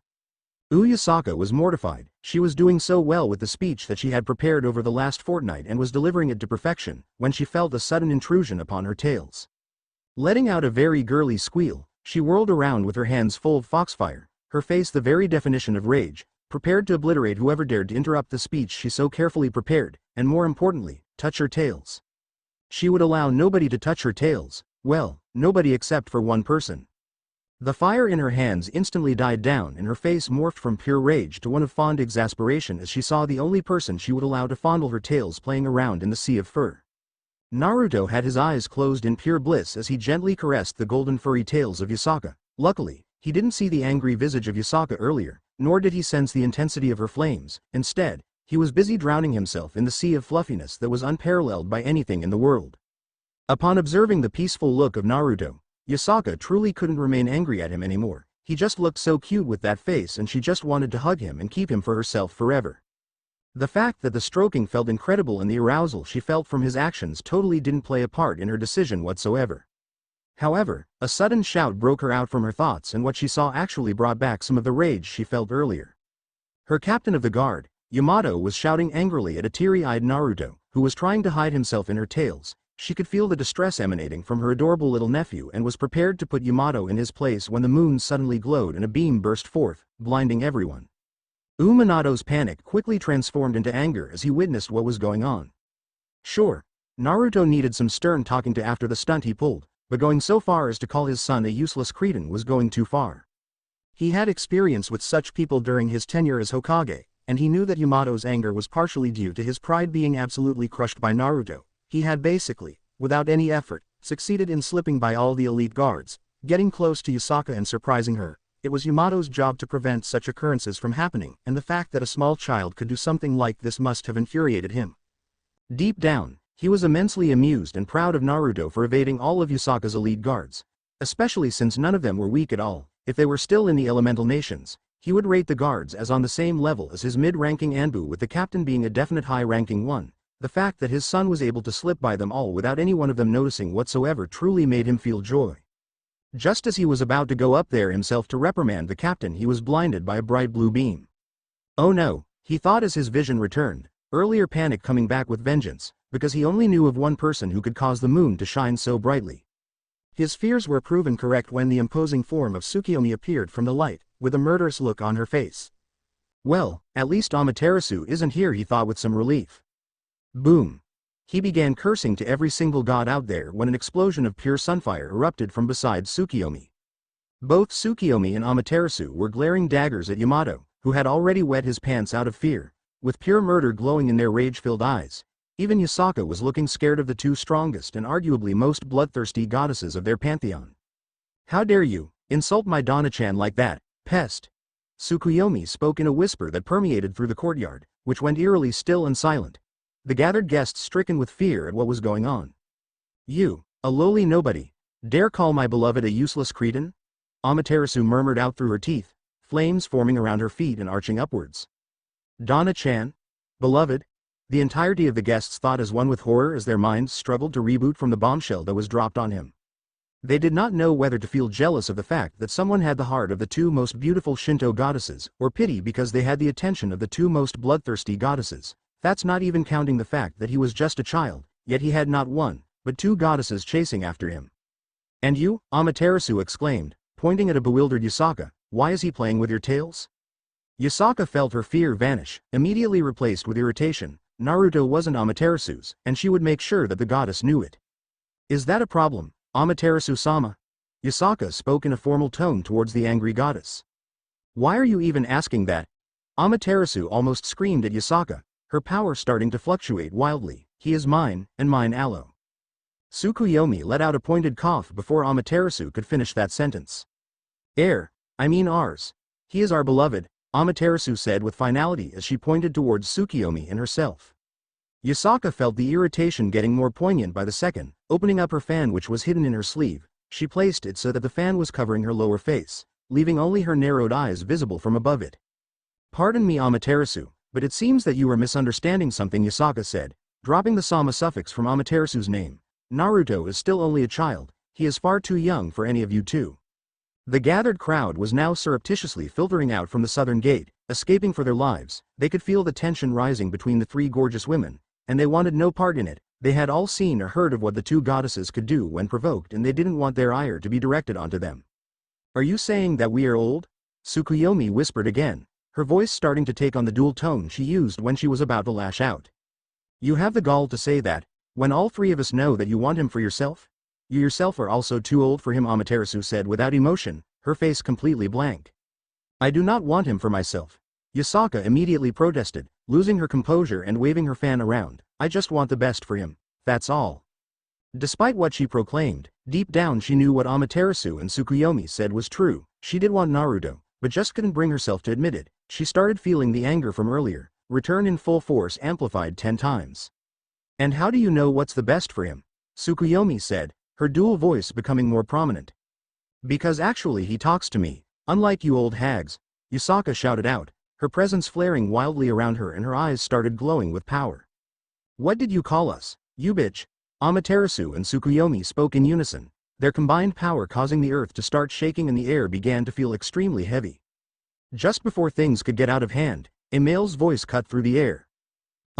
Rather than trying to kill each other and possibly erase Japan in the process, why don't you just both ask my son who he prefers? I am so sorry, Naruto Minato thought with despair as he said the words that basically condemned his son to eternal torment, but the hardest choices require the strongest wills. Of course, you are right, Minato Dono. Yes, how could we forget about Donna-chan? If that's what my future father-in-law requests, then I shall do it. As the four turned as one towards the last known location of Naruto, they only saw an imprint of where he used to be. Ooh geez, things got crazy back there, Naruto thought tiredly as he wandered the streets, drinking from a bottle of milk. I'd better hide, in case they try to find me. No, when they try to find me. Looking around to the left and right, his eyes aligned upon a particular woman with brown hair with a symbol on her kimono. He recognized that symbol as one of the Gremory clan, so he quickly made his way towards her. Salah was still stunned about what happened earlier. She had been present during Yasaka's speech and bore witness to the chaos during that speech. She saw poor Yamato passing out with his pants soiled and she felt the sheer power from the trio on stage. Salah wanted no part of being caught in the middle of that situation, and decided to get away as soon as possible. She felt a tug on her hand and she looked down to see the very child that the trio was fighting looking up at her with those adorable eyes of his. "Excuse me, miss, you work for Lord Gremory, right? Could you take me to someplace safe from my aunties?" Naruto spoke in a small tone, putting on puppy dog eyes just for good measure. Salah felt her heart crumble as she looked at Naruto, and without a second word, she picked him up and walked elsewhere. Somewhere away from festival, the area where the lady brought Naruto was a strange place. While the rest of Kyoto was basking and dazzling in the bright lights of the festival, this place was decorated with nothing but dim lights and darkness. If he had to be honest, Naruto would say that this place was a little intimidating. With a dark forest on one side and an equally dark street on the other, the place looked rather ghastly. "Hello." The sudden change in the stillness by the voice made Naruto bolt away from the lady. He didn't want to, but the action was spontaneous and he had no control over it. "Why?" he asked slowly. He lifted his head and was surprised to discover a small smile on the beautiful face of the woman. As far as he knew, devils weren't supposed to be so happy. "Why is she smiling at me?" Disregarding the fact that he was currently alone with the same devil, he decided to get closer to her again. "Are you okay?" she asked him, barely noticing the small O that his lips formed at her question. "Yes, I am fine. What about you, Ms.?" The woman perked up, her face lighting up with thousands of emotions as she introduced herself to the boy. "Salah, I am Salah Gremory, the Lucifer." She paused abruptly. "Assistant." "Yes, assistant, I am Lucifer's assistant." Her sudden exclamation caused Naruto to raise an eyebrow in surprise. "Oh, how strange." Overcoming the momentary shock, Naruto blinked at her, indicating that he was a little perplexed by her words. Salah immediately noticed the skepticism in his voice and began to sweat a little. Did the boy know about her origins? She couldn't believe it. After all, he was still a child, and the most he could know about her was that she was related to Gremory House. "What do you mean by strange?" she asked. "I mean, you are your own assistant." His words prompted Salah to look away from him. The amount of embarrassment was just too much for her to handle. "It must be cool, right? To be your boss and assistant at the same time." His giggles were a testimony of the fact that he was very much enjoying the show of her shame. "How could he see through my disguise?" Salah thought to herself, all while still looking away from the boy so that she wouldn't have to show her red face to him. "I even used my best disguise magic. It's embarrassing, Salah, it's embarrassing. A small child was able to see through your best disguise. Pathetic." She berated herself. "Oi!" Naruto's shout caused her to look at him again, and needless to say that she was surprised to be greeted by a soft and caring look on his face. "No need to be sad, you know. The only reason I was able to tell who you were was because I could remember the smell of your shampoo from that day very well." With a sheepish look on his face, Naruto explained everything to the female. All the embarrassment left her face as soon as she heard the explanation of the boy. "So that means my magical disguise isn't useless?" "No, it's perfect." "Really?" she squealed in glee, and on cue, the facade around her body vaporized into thin air, leaving behind what could be termed as one of the most desirable bodies of the supernatural world. There was not a single man in this world who could find her beauty undeserving. Naruto was no exception either. Though he didn't give much interest to the body, the face of Salah was still able to earn his undivided attention. Why? Because she was absolutely beautiful. Blue-greenish eyes surrounded with luscious brown hair gave her face a pleasant touch, a thing that was missing in the other woman that he had met in his life. Except for Tsukuyomi, the moon goddess had the most beautiful face. After all, why yay, he finally answered the woman. "Ah, you look so cute right now. Did you know how badly I wanted to meet you in person, Naruto? The last time I came to your house, you didn't even look at me and immediately went to your father's arms. HMPH, I felt so bad that day. To be there yet unable to meet you made me very unhappy. I wanted to snatch you away from your father's arms, but with your mother there, I feared what she may have done to me if I tried that." With a slight hurt to her voice, Salah began to narrate her sorrows to the boy. "But that didn't make me lose hope. Instead, I began to think of many other different ways of meeting you. I tried everything, from attending your restaurant's grand openings, to joining my dad at the meetings he had with your father, but sadly, you never showed up to any of the events."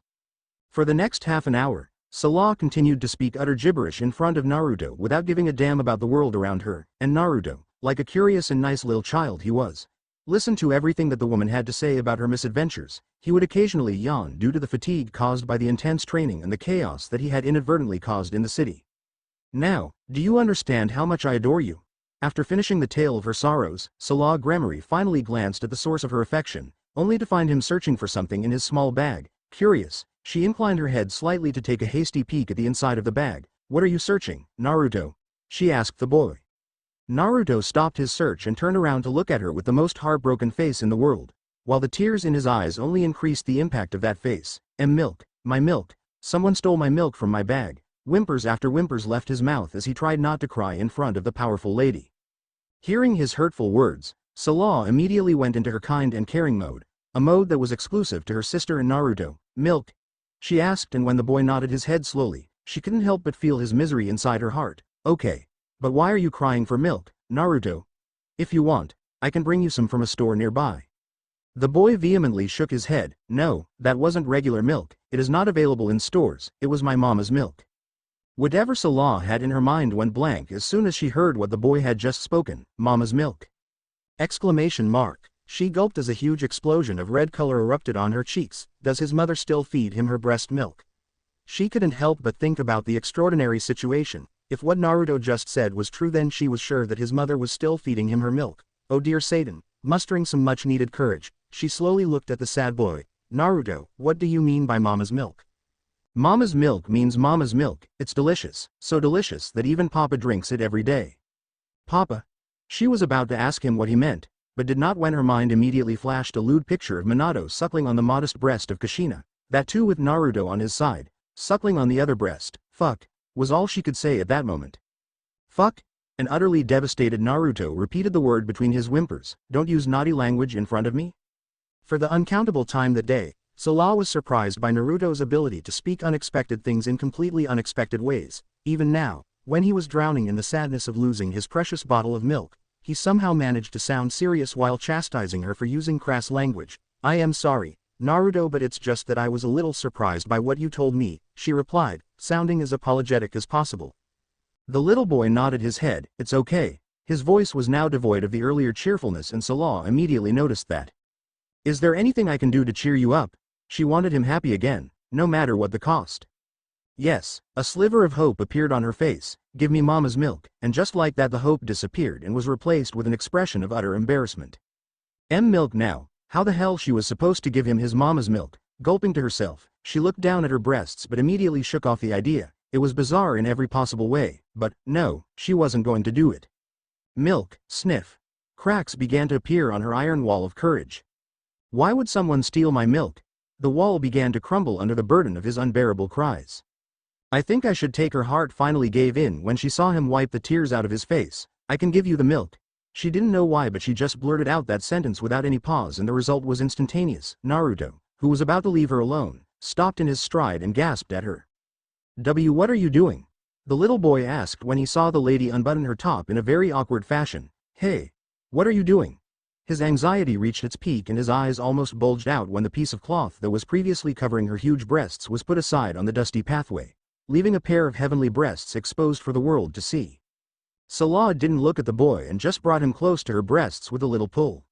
Hey, drink as much as you want, but the boy was silenced as strings of pure white milk flew high in the air, and soon, all anyone could hear was the sound of heavy breathing and moaning. If there was a place that Uzumaki Kushina absolutely despised, it was the women's meeting room, filled with nothing but arrogance and the smell of heavy perfumes. It was a place she would not recommend to anyone, especially normal women. The room nor the meeting had nothing to do with women. Instead, it was a medium for rich bitches to banter and flaunt their wealth. When she had first gone to that meeting, she had been very hopeful and optimistic about the whole thing. For her, it was a reminder that women of this world also had some sort of unity and power, but all her hopes went to the gutter as soon as she entered the room. I don't want to go there again, Kushina whispered in what could be termed as the most innocent voice she could muster, at least in front of the deity standing right next to her. Amaterasu sighed. You have no other options, Kushina-sama, she answered, making sure to not use that word in front of this woman ever again. The beating and insults of that day were still fresh in her mind, and she was sure that the woman wouldn't think twice before doing it again. HMPH, I know you are doing this to take revenge for that day. A sliver of a smile appeared on Amaterasu's face but vanished before Kushina could notice it. Of course not, Kushina-sama. The disappointment was evident on her face. For a goddess like her, dismissing a simple word from her vocabulary should be difficult, yet here she stood, the goddess of the sun, in front of the most fearsome woman she's ever met, repeating the same word over and over again. Normally, Kushina would have been annoyed at the goddess for using that word in front of her, but today, instead of annoyance, she saw an opportunity hidden beneath it. It's okay. You can call me Ka-sama or whatever you want to call me. I don't mind. Just her words were enough to put Amaterasu on alert. In a flash, the deity flickered away from Kushina, all while clasping her cheeks in her palms. What are you planning, Kushina-sama? Fear was distinct in Amaterasu's voice, and the look that Kushina gave her only increased it further. The woman was going to try something stupid on her again. The goddess was sure of that. Otherwise, there was no reason for her to be so gentle and calm with her, even going as far as to allow her, the infamous godly bitch as Kushina usually calls her, to refer to her as Ka-sama. Seriously? Amaterasu wasted no time. Yes, you always pull pranks on me, Kushina Ka-sa. Don't call me. Kushina paused as she realized just what she was about to do. No, no, no, she thought to herself, that's not how to lure someone into a trap. If she really wanted to save herself from that torture, then she needed to be more polite with this godly bitch. Kushina Ka-sama. Her lips forged the fakest smile as she continued to speak. Call me Ka-sama. Okay. An awkward silence engulfed the room as both the ladies continued to stare at each other with their sharp, beautiful eyes. Ka-sama. Amaterasu finally broke the silence. Yes, now that's better, fist clenched. Kushina still managed to keep that smile on her face. You may not realize, but I really love being called Ka-sama by you. It brings me so much joy when you call me with that title.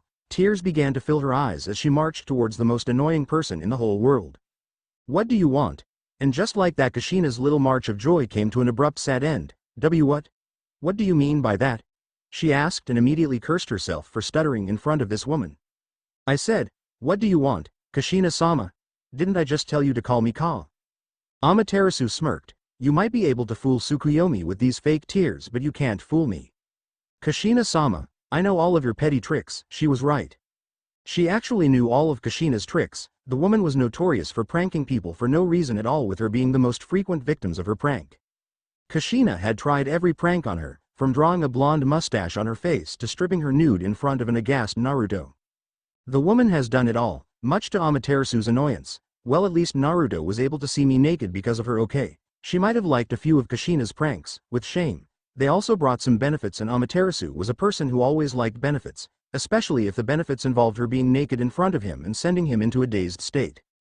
Aw man, you are such a cruel person, Amaterasu. See, that's why I don't want you to marry my Naruto, Kushina whined, drawing a look of interest from the sun goddess. What she was saying actually made sense for the first time in Amaterasu's opinion. I want him to marry a girl who, instead of stopping him from doing pranks, would rather participate in them with him.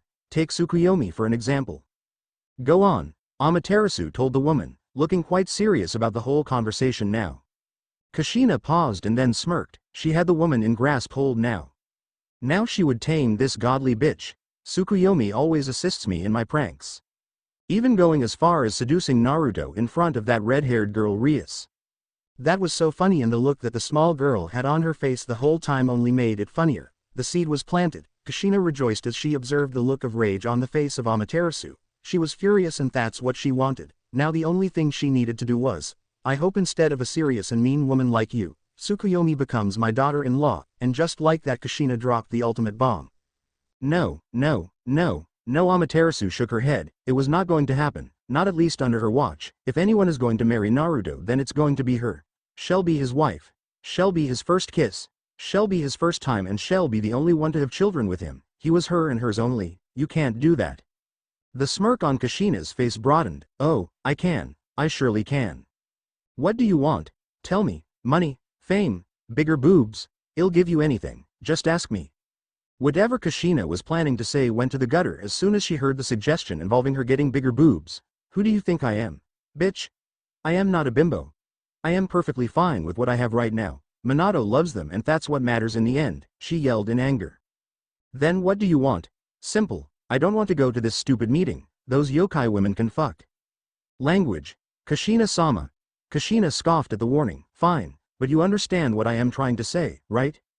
The sun goddess sighed. Yes, but please, no please dear Amaterasu, I'll do anything. Amaterasu paused, a mischievous glint prancing within her eyes. Anything? She recited, the glint still there. Kushina didn't know what to say. From what she could discern, Amaterasu was scheming something horrible, and if her past experiences were anything to go by, that idea probably included her son as well. What should I do now? She asked herself and began to think about a getaway plan. I am waiting for your answer. Ka-sama, don't call. Fuck. Kushina screamed at no one in particular. Why are you doing this to me, Amaterasu-chan? A small smile made its way to her lips, but the lady in front refused to fall for her motherly warmth. Bitch, she couldn't help but murmur under her tongue. Okay, fine. Tell me, what do you want? She finally yelled out and instantly cursed herself when she saw that devious smile on Amaterasu's face. He. Tears formed within Kushina's eyes as she began to utter apologies for the crime she had just committed. It was an evil that would cost her son a day full of pain and agony. Sorry, Naruto, I am really sorry. Uo, come on, Oturan, you don't have to be so pathetic in front of this girl.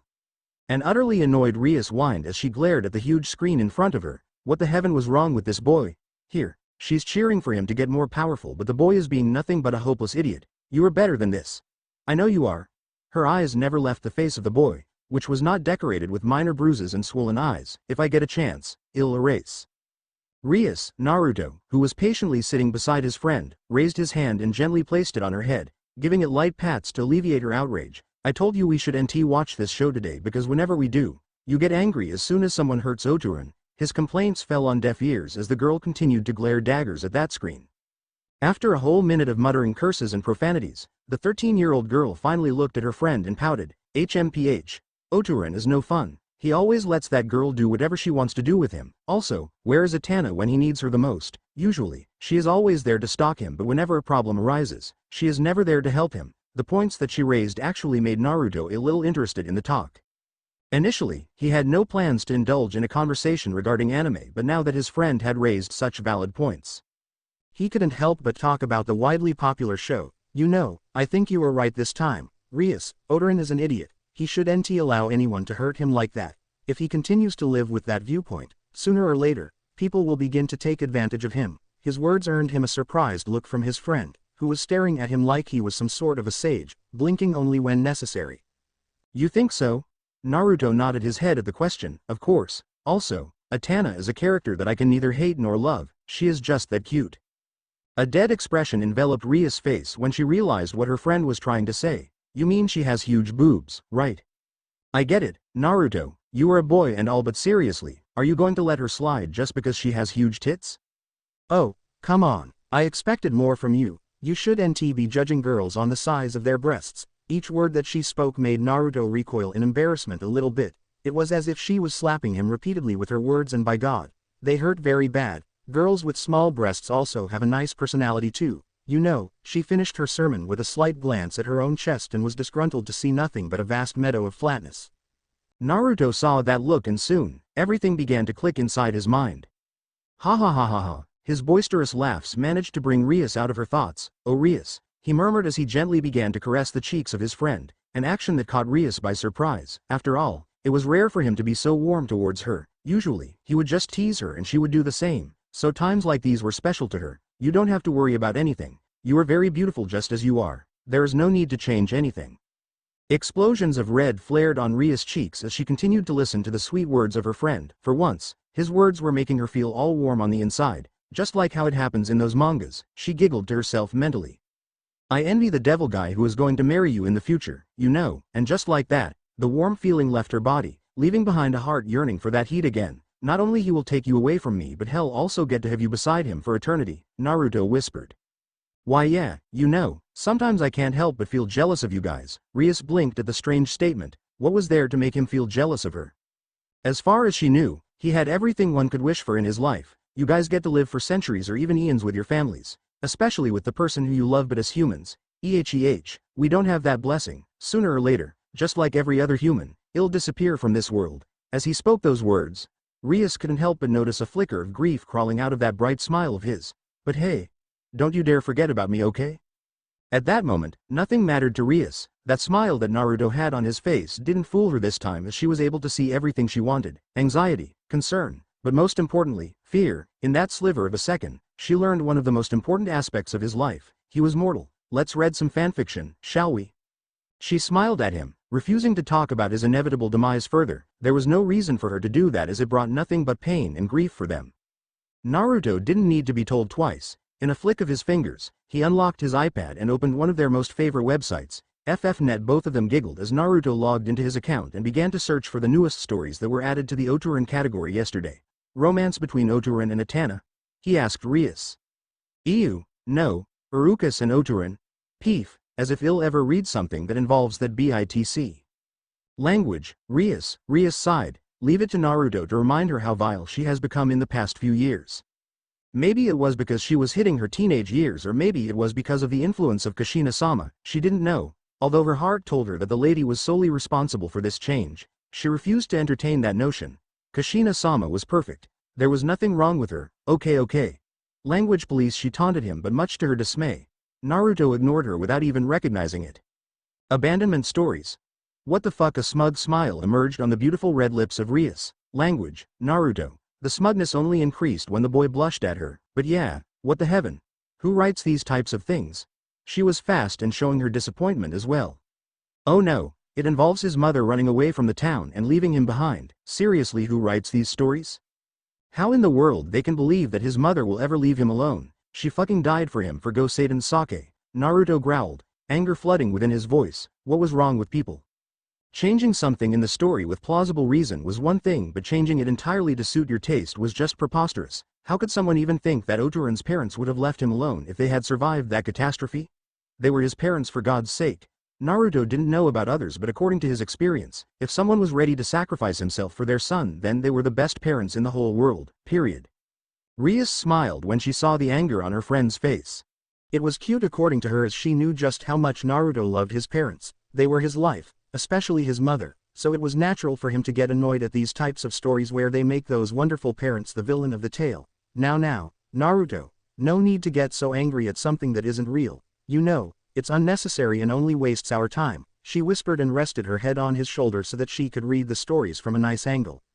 Naruto huffed but ultimately calmed down when he felt her head on his shoulder. Fine, but remember it's S. Stupid. Yeah, I know. Now move on to the next story. I don't want to read some garbage involving abandonment. Next is the boy immediately stopped as flares of red covered his whole face. What is wrong with these people? He thought to himself as he continued to read the summary of the story. It was blasphemous and was something that should NT even exist in his world. I should skip it fast, don't want. Kinky, mother and son, having fun. With a predatory smile on her lips, Rias shifted her gaze at Naruto and began to laugh hysterically. What? Why are you looking at me like that? Rias didn't answer. She just continued to laugh at him. I am not that type of person. I don't enjoy these kinds of stow. Cold slender fingers made contact with his lips and locked them silent. Oh, I am sure that you don't. You love your mother, right? She asked him. Naruto wasted no time in answering. Of course, I love. Words perished in his mouth as another wave of red color swashed with his cheeks. Oh, the realization finally dawned on him. I see what you did there, you genius devil. He glared at her, but the girl did not even waver. Okay. She brought her fingers close to her lips and made an action as if she was zipping them tight. I won't tease you again about your redhead fetish, she murmured, but couldn't hold her giggles and lost herself in fits of laughter again. Naruto would have yelled at her again for being stupid and mean, but stopped when a devious comeback emerged in his mind out of nowhere. For someone who herself has red hair, you are quite brave to sit beside me and taunt me for having a slight preference for red hair females. You know, his words silenced the girl immediately. What if I lose control and kiss you right here, Rias? He glanced at her and was surprised to see her in a state of shock. Why, you would never is an overstatement, Rias. His smile made the back of her neck tingle for some reason. I am a very unpredictable boy, Rias. What is stopping me from kissing you right here? Rias gulped because he was absolutely right. There was nothing that was going to stop him if he ever decides to do what he just told her, but that would lead to people assuming that you love me and then you will have to marry me, Naruto. So, I don't think you can do that. She blinked at the amazing response she had just murmured out. Even she didn't know where that came from, but in the end, she was satisfied with the work.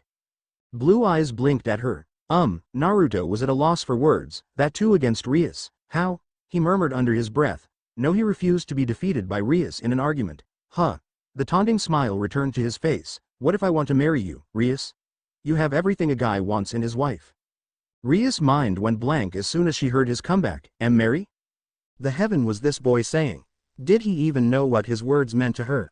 Blood began to rush to her cheeks as she began to see flashes of countless images that contained beautiful memories of her and him, sitting together in their small house in front of a beach, fans running at full speed, messing their hair while she held a cute baby in her arms. But you are not a devil, you are a human, she whispered, barely holding back the tears of joy that dared to fall from her eyes.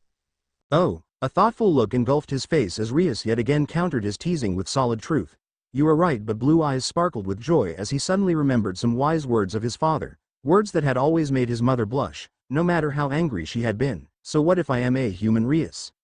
You can't spend forever with me then, Dumbo. Naruto discarded her argument with a wiggle of his finger. Here you are wrong. Rias, he whispered and unexpectedly rested his head on her head, rendering her silent.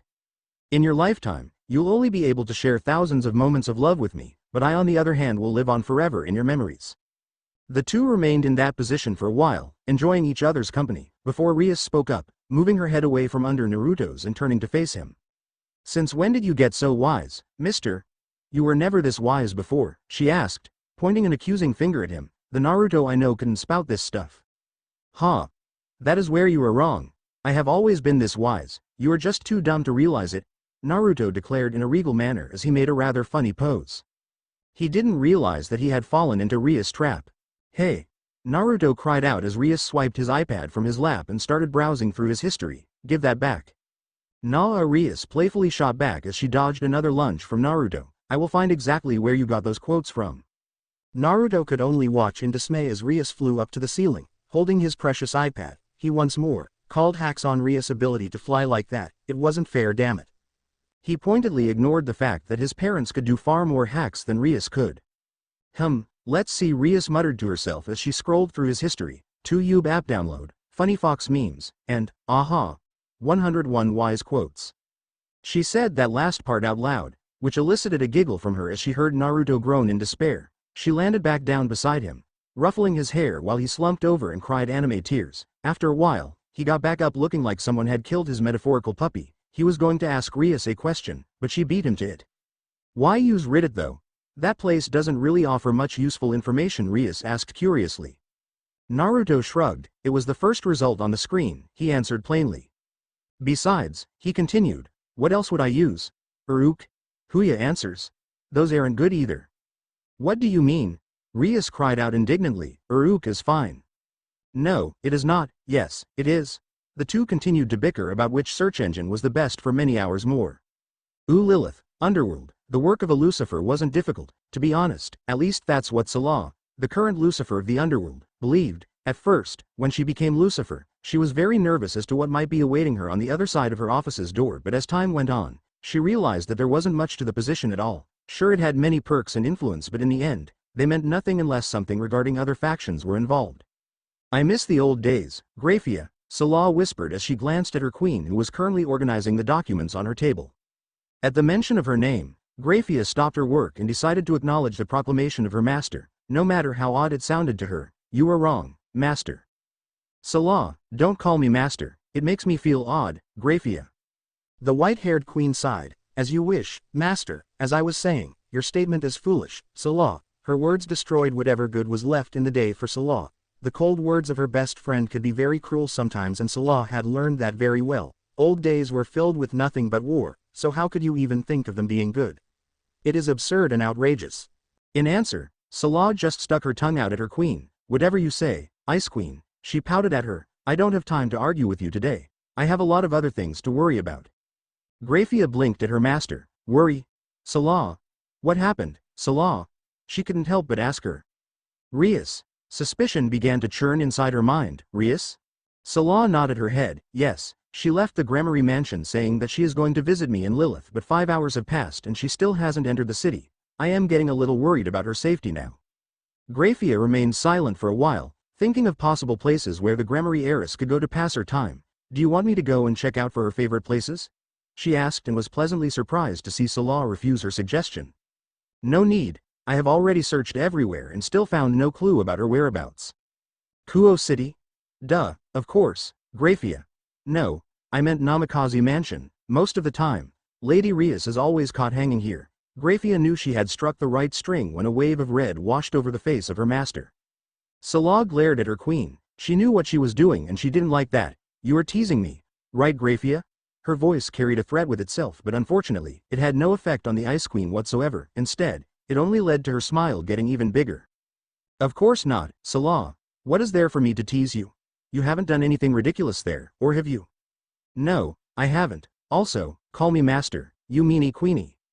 Of course, master. Graphia bowed in front of Salah to apologize for her behavior. It was wrong, she knew that, but then again, it was thrilling at the same time. Anyways, master, what would you prefer? Coffee or milk? The smile returned again and so did the smugness. That's it. Salah immediately stood up from her table and turned around so that she wouldn't have to see that smug face of her queen. You were so terrible, Grafia. I told you it was a mistake, but here you are, reminding me again and again for that silly blunder. Head down in shame. Salah muttered those words with so much sadness that for once, even Grafia was feeling a little bad for her.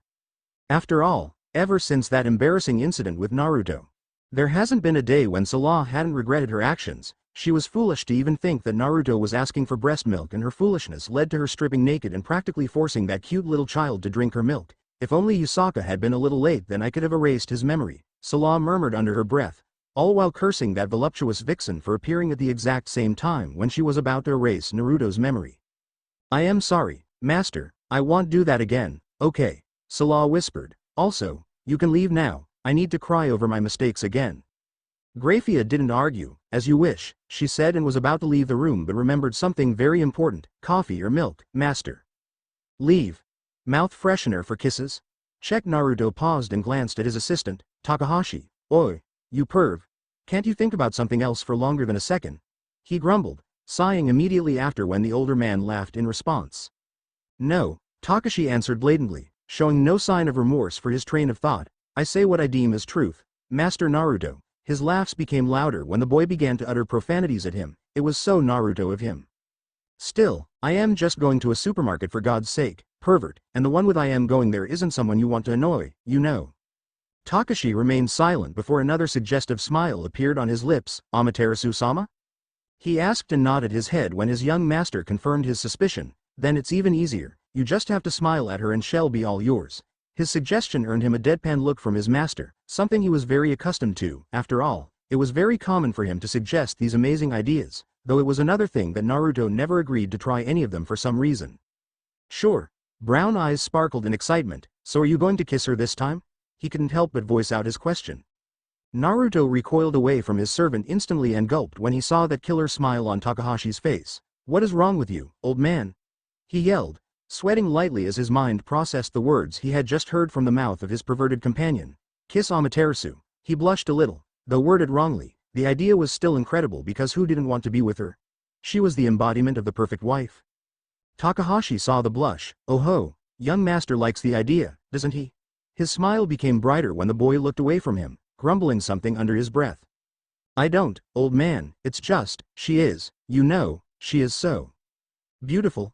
Naruto nodded his head. She is beautiful, yep, that was the word he was looking for. Beautiful, not hot, beautiful. He sighed to himself. He was slowly turning into a younger Takahashi and he knew he had to stop before it became too late. By the way, master, how did this arrangement come to be? Hearing the question, Naruto slowly turned his gaze at him and blinked. Amaterasu came barged into my room, told me to be ready by 5, and then left. He answered in a way that he thought was the easiest to explain since the rest of the incident was something he didn't want to talk about in front of Takahashi. Was Lady Rias okay with that? Naruto grimaced at the mention of his friend. He began to rub his cheek awkwardly. Now how was he supposed to answer that? The whole thing happened so fast that he was unable to understand what was going on. I don't think so. He finally spoke because he was certain that Rias didn't like the way Amaterasu interrupted their playtime. Even he didn't like it but couldn't show his disappointment because it was Amaterasu, a person who he adored to no end. She was one of the few people he would never leave alone, not even after his death. He would become a ghost if he had to in order to remain beside her. I see. Takahashi's words brought Naruto out of his stupor. Then why didn't you say no to Amaterasu-sama? I am sure she wouldn't mind. A small smile materialized on Naruto's face as he recalled the incident once again. I could have but didn't. Takahashi stood perplexed at his master. What? He asked, confusion evident in his voice. I said I could have said no but didn't, old man, Naruto repeated. Why? Because then it would have made her sad and I don't like seeing her sad. She looks beautiful when she is smiling. His smile turned into a soft giggle when an old memory of Amaterasu flashed before his eyes. An image where a smiling Amaterasu was dancing carelessly in the rain, giving no thoughts to the people that were looking at her with wide eyes. Her smile is very rare and I don't want to be the reason for its disappearance, so yeah, I can't say no to her. Even if she asks you to violate her? Yay, wait, come on Takashi Jii, you never let me enjoy my daydreams. If you continue on like this then I am sure I'll become a pervert like you. Takashi chortled at his young master, and is there a problem with that? Duh.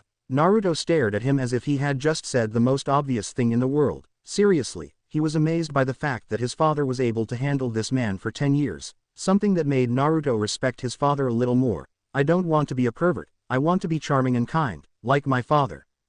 That you already are, master, you are a lady killer just like your father. Lady killer just like Minato. Takahashi. The temperature of the room dropped drastically as soon a distinct and soul-chilling voice entered their ears. Kushina-sama, the old bones of the man began to rattle inside his body, some out of fear and some because they were already broken by the woman behind him. His words died a premature death in his mouth when the lady placed a hand on his shoulder, her grip so tight that for a second Takahashi was sure that one more had joined the party of broken bones.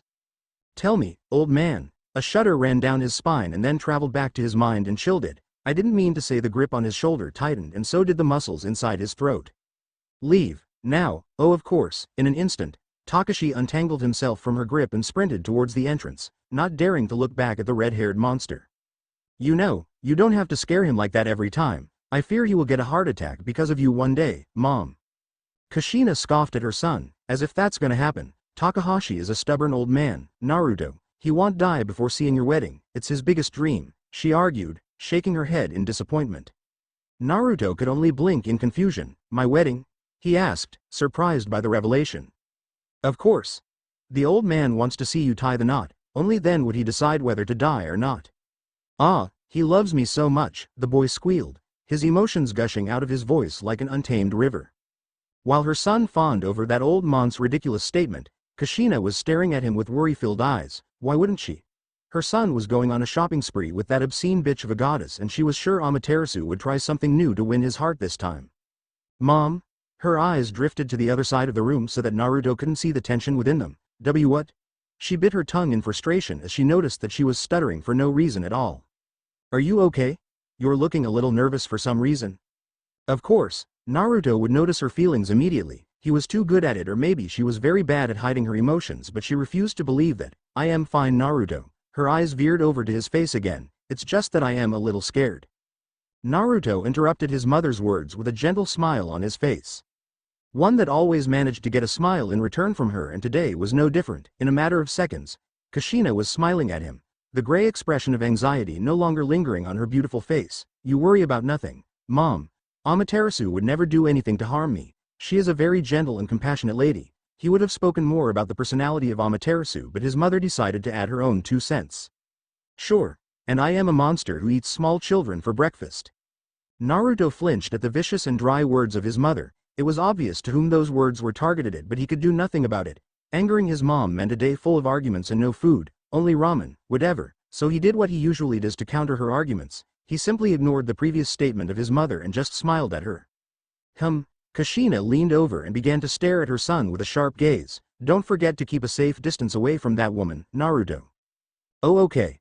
The boy gulped loudly when Kushina placed a hand on his shoulder and squeezed it lightly. Also, don't forget to bring the groceries that I've mentioned on that list in your pocket. Naruto slumped on the floor in defeat. Sure, ooh. Amaterasu was beautiful. No, an outright gorgeous lady, Naruto concluded after staring at her for a whole minute, something that he always ends up doing whenever he sees her. As she walked beside him, he couldn't help but smile due to the emotions that were bubbling inside him, urging him to compliment the lady for once. Compliment? Naruto blinked when an odd realization settled within his heart. In all these years, at least as far as he could remember, he had complimented every woman he had met except for her. He had never complimented her, not even once. Naruto, shaking away the strange yet interesting thoughts, Naruto glanced at the lady and blinked when he noticed that she was staring at him for some reason. Yes? Are you okay? Amaterasu whispered out her question, coal black eyes heartily idling on the cute face of her future husband. Why, yes, he wasn't.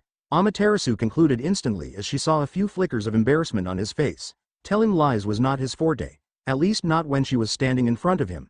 The boy was amusingly shy and attentive whenever he met her, and today was no different. Oh really?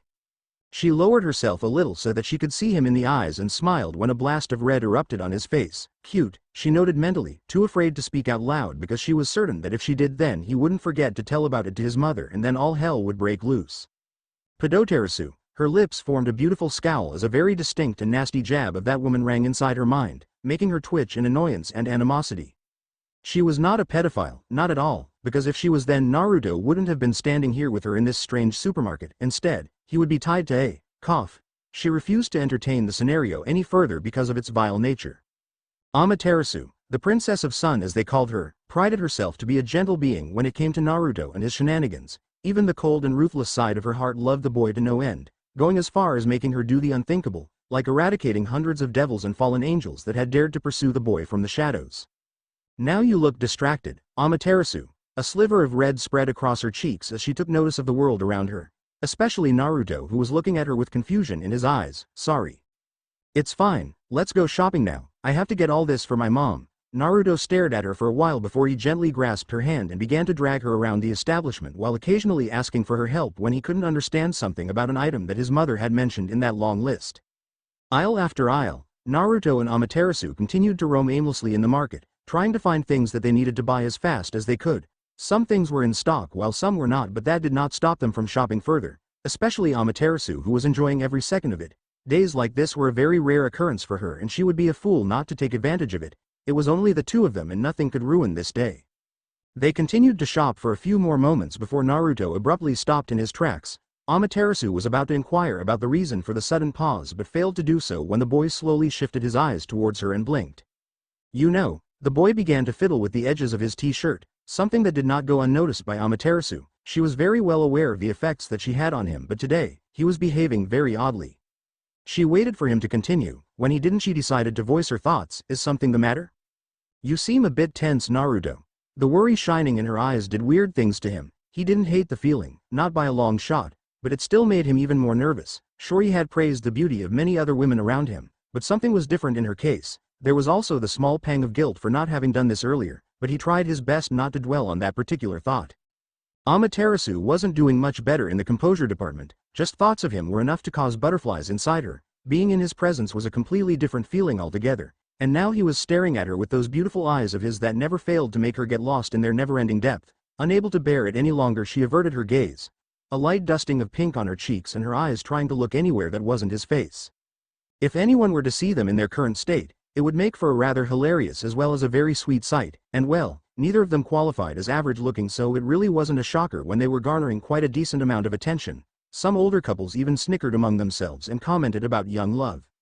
Out of the two, Amaterasu was the first to snap out of her embarrassed state, mentally chiding herself for having lost control of her emotions like that. She was here to win over his heart, not to fall further in love with him, if that was even possible. She mused idly, noticing that he was still staring at her with the same nervous look. She decided to capitalize on the situation the best she could. My, that is quite the look you were giving me. See something you like? Her slightly flustered sing-song voice did an amazing job at breaking Naruto out of his thoughts, the tone of her voice sending a chill down his spine. Even in the teenager-like body she had transformed into, her beauty was otherworldly, fitting for a goddess, especially one of her stature. Yes, I mean no. Wait, I mean yes. How can I not like it? You are very beautiful. His ramblings were cut short as soon as those genuinely delightful words escaped his mouth, sending him into a trance-like condition while Amaterasu just kept staring at him, her eyes filled with surprise and affection. Stirring himself out of the initial shock, Naruto gulped loudly as he turned his head towards the beautiful goddess. Trembling slightly when their eyes finally met with each other, I didn't mean to say that. He paused, berating himself internally as he realized his mistake. He was not supposed to say that after complimenting her. That was considered as rude if his father's words were to be believed. No, I meant to say that. Slowly, with a slight tilt to his head, he corrected himself. You were beautiful, it's just that I didn't.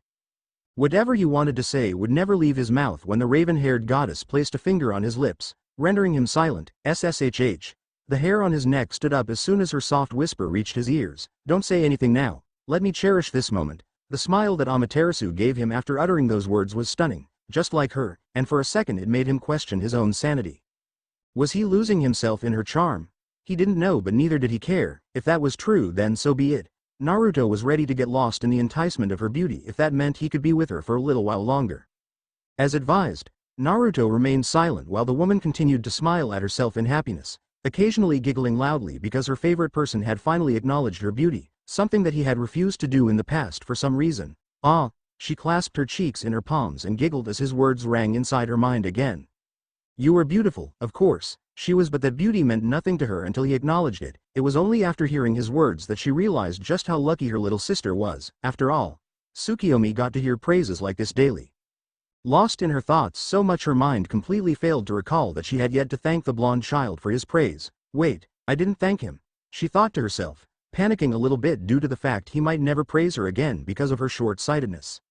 Her eyes moved towards his face and gleamed with happiness when she saw a tinge of red there. Naruto, she whispered, smiling gently as the boy finally looked at her. Yes? He asked in return, failing to notice the hesitation and shyness in her voice, most probably because she was Amaterasu, the cold and always angry goddess who leaves no one unpunished. There was no reason for him to suspect anything unusual in her demeanor. Thank you. Naruto was about to ask her the reason behind the statement but wasn't able to when her rosy lips touched the soft skin of his cheek. What different shades of red blossomed on his cheeks as he tried to get his mind back in control.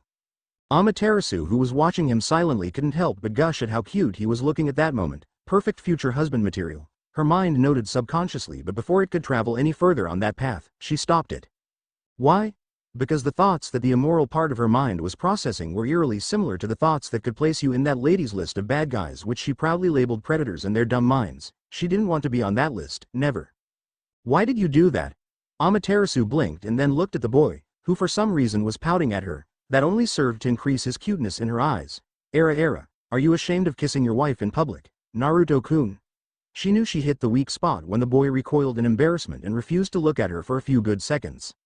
After stuttering and mumbling some incoherent words and syllables, Naruto finally looked back at her and huffed slightly, indicating that he didn't like the way she was poking fun at him. I am still a kid, you know. Calling me your husband in public will only make you sound like a pervert, he whispered, hoping that she would stop teasing him in public like that. Sure, being called a husband from a beautiful woman sounded amazing and made you feel delighted, but at that same time, just a reminder that she was far older than him was enough to shatter the glass of his happiness. If that was not enough, then came the difference between their status. She was a goddess, one who was feared by everyone and was probably going to live for eons, while he on the other hand was nothing but an insignificant human, a being whose existence was fleeting. Ah, don't call me that, Naruto, Amaterasu spoke in a fake hurtful voice. I am not a pervert. The boy simply blinked at her in response. Then what should I call you? In answer, Amaterasu lowered her head so that their eyes could meet perfectly and then flashed him a bright smile. A smile that overshadowed every other smile she had ever concocted on her lips in the past. Call me a devotee of yours, she responded, her words sending the boy's mind into a frenzy. Devotee? How does that make any sense? The goddess didn't waver, nor did the smile on her face. What is a devotee? She asked him and waited for him to answer. Naruto hummed lightly. I don't know. He lied because he knew what a devotee meant, but not to such an extent that he could elaborate it in front of a deity. A devotee is a person who loves someone or something so much that they commit themselves entirely to that person or thing.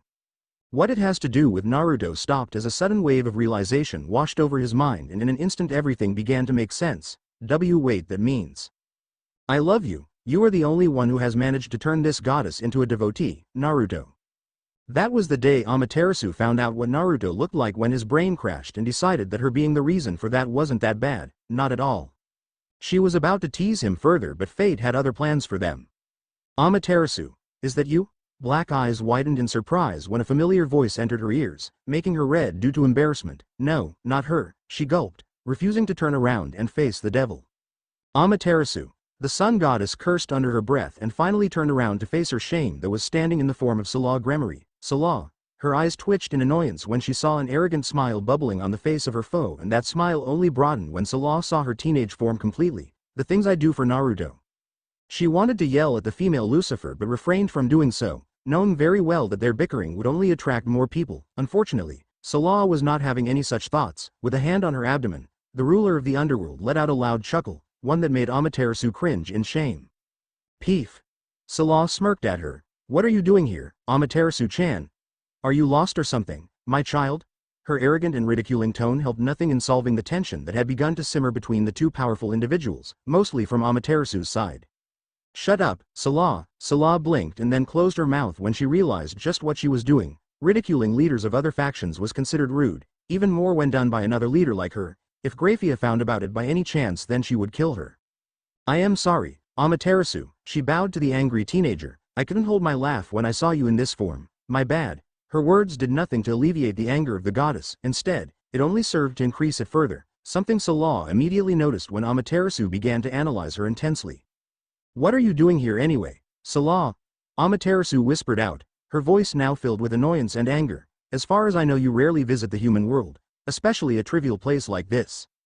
The sun goddess was right, and Salah couldn't help but curse the woman for being too observant and smart while putting out her remarks. Rias brought me here, she immediately answered, knowing very well just how much Amaterasu hated waiting.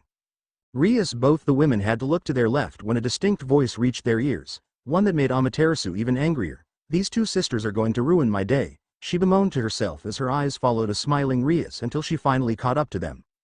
Where did you go, sister? I was looking for you in every. Rias paused and took a notice of her surrounding. Amaterasu-san. Her eyes widened to massive proportions when they saw a surprising spectacle in front of her. It seemed like a nightmare, yet at the same time felt like nothing like one. What are you doing here? In this disguise? She wanted to add but abstained from saying it aloud because she knew the goddess would not like that. Amaterasu looked back and forth between the two sisters and sighed dejectedly. Yes, I am Amaterasu, and no, this is not my real body. It's just a small disguise I used to hide myself while spending time with Naruto in public. The anger inside her reached to unimaginable levels when, instead of focusing on her words and warning, both the sisters began to shift their eyes around in order to search for the aforementioned boy. Naruto. Salah was the first to express her shock at the revelation and was soon followed by her little sister, the only difference being that while her shock was due to fear of a recent event, Rias' shock on the other hand was simply because of surprise and excitement of being able to see her friend. Naruto? Where is he? Rias yelled at the woman, for once not fearing that she might annoy a goddess by her words. Tell me. She would have spoken more but was immediately silenced by a thoroughly annoyed goddess. I don't know. Amaterasu sneered at the sisters and moved a little to her side, appearing as if she was hiding something behind her, an action that didn't go unnoticed by the two devils. He's behind you, and no, you are absolutely wrong, Gremory girl, Amaterasu huffed in anger. We can clearly see him, Amaterasu. Hearing the words of a fellow faction leader, Amaterasu looked behind her and groaned when she saw that Naruto was fully awake now and was looking at them with confusion in his eyes. What happened, Amaterasu? She almost squealed as she saw him let out a cute yawn. Nothing, Naruto, you just fell asleep, and what is Rias doing here? Just like that, her mood turned sour. My disappointment is immeasurable and my day is ruined. I had to jinx myself earlier, she sadly admitted to herself, because with Rias and Salah here, Naruto wouldn't be able to give his sole attention to her anymore. Whatever happiness that was left within her vanished when the Gremory girl interrupted her yet again. Naruto. Rias smiled at her friend, something that made Amaterasu ponder the idea of a world without devils, specifically from the Gremory in Sea Tree House. Oblivious to everything that was transpiring around him, Naruto smiled back at Rias and was about to greet her back but paused when his eyes took notice of the person who was standing just behind her. Salah-san. Like a raucous tornado, memories of the past struck his mind and painted his cheeks with an embarrassing hue of red. Suck on them harder. His throat went dry just at the mere recollection of that horrendous memory, one that probably led to his preference for bigger breasts today. Naruto. Salah was not doing any better, just like him. Her mind was also being bombarded with the memories of that unfortunate night.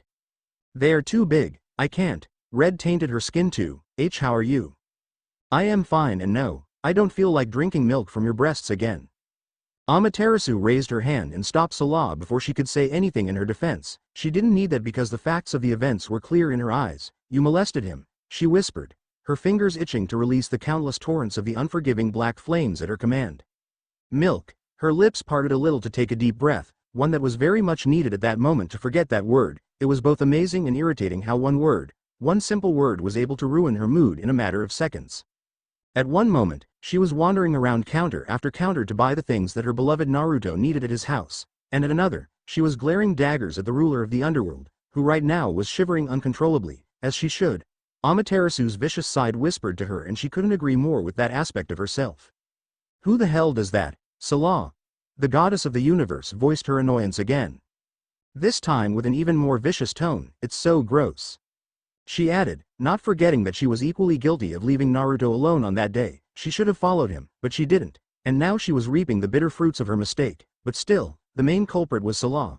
I think between this trivial game of ours, you have forgotten that Naruto is still a child. Salah, you don't do these things with a child. Her voice was cold, so much that it made everyone freeze for a good amount of time. I was just trying to help him. Fury blazed within Amaterasu's eyes. By shoving your breasts in his face? She snarled and was about to admonish her more but stopped when she felt a tug on her wrist. Glancing down, she saw an innocent-looking Naruto who was staring at her with a sad scowl on his face. She knew what he was about to do, but she still couldn't stop him. Don't yell at her like that, she is telling the truth. Confusion was the first emotion that flooded her mind when she listened to that statement of Naruto. How did her creepy behavior help you?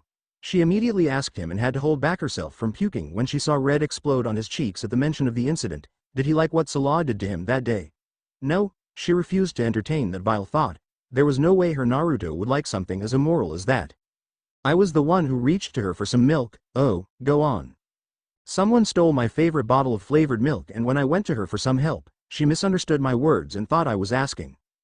Amaterasu's mind went numb. For breast milk? She mumbled monotonously while cringing on the inside when Naruto nodded his head in positive. I see. Her eyes lowered a little, enough for her to hide them from everyone else's gazes. What else did she do to you that night? It wasn't a question that could be evaded easily, and she was sure Naruto knew that very well too. It needed to be answered at all costs. Nothing. A wave of relief washed over her. She whispered, trying her best to hide her relief from everyone else. Still, I can't forgive her, and I am sure Kushina-san won't either once I tell her everything. Plump pink lips curved up into a sinister smirk as she noticed Salah tense a little. As a fellow faction leader, she couldn't punish Salah, but Amaterasu was sure her soon-to-be mother-in-law could do that without any problem. There was no way Salah would be able to escape that lady's wrath. Hell, even she couldn't do it, as much as she hated to admit it. Look, Amaterasu, there's no need to drag Kushina-san into this. We both are responsible adults, and I am sure we can solve this without dragging anyone else into this. Salah spoke more quickly than her usual cadence, no doubt trying to dissuade her from involving that redhead she-demon. Salah's response was unsatisfactory, and Amaterasu was about to voice her objection to it, but stopped when she saw something interesting. Rias, her sinister smirk took a devious turn as she deluged in the scowl that the poor child had on her face. It was an obvious indication that even Salah's sister wasn't convinced by her words. Did you hear that, Rias? She finally raised her head and looked at the girl, who subconsciously stepped a little away from her. Yes. Rias, who had been hearing everything from the sidelines, nodded her head and responded to the goddess. Then tell me, do you think what your sister did was okay? The princess of the Gremory house gulped and immediately looked down in shame as the weight of her sister's lewd actions finally fell on her little shoulders. She could deny it, but deep inside Rias knew what her sister had done on that night was wrong and she needed to be punished for it. Not only did her sister unintentionally molested a little child, but that said child was also Rias' best friend. No, she intoned, anger and frustration discernible in her voice. It was bad and she needs to be punished for it. A small scowl materialized on her face when her sister began to sputter nonsense in her defense. Leave it to Salah to be an utter clown in front of everyone.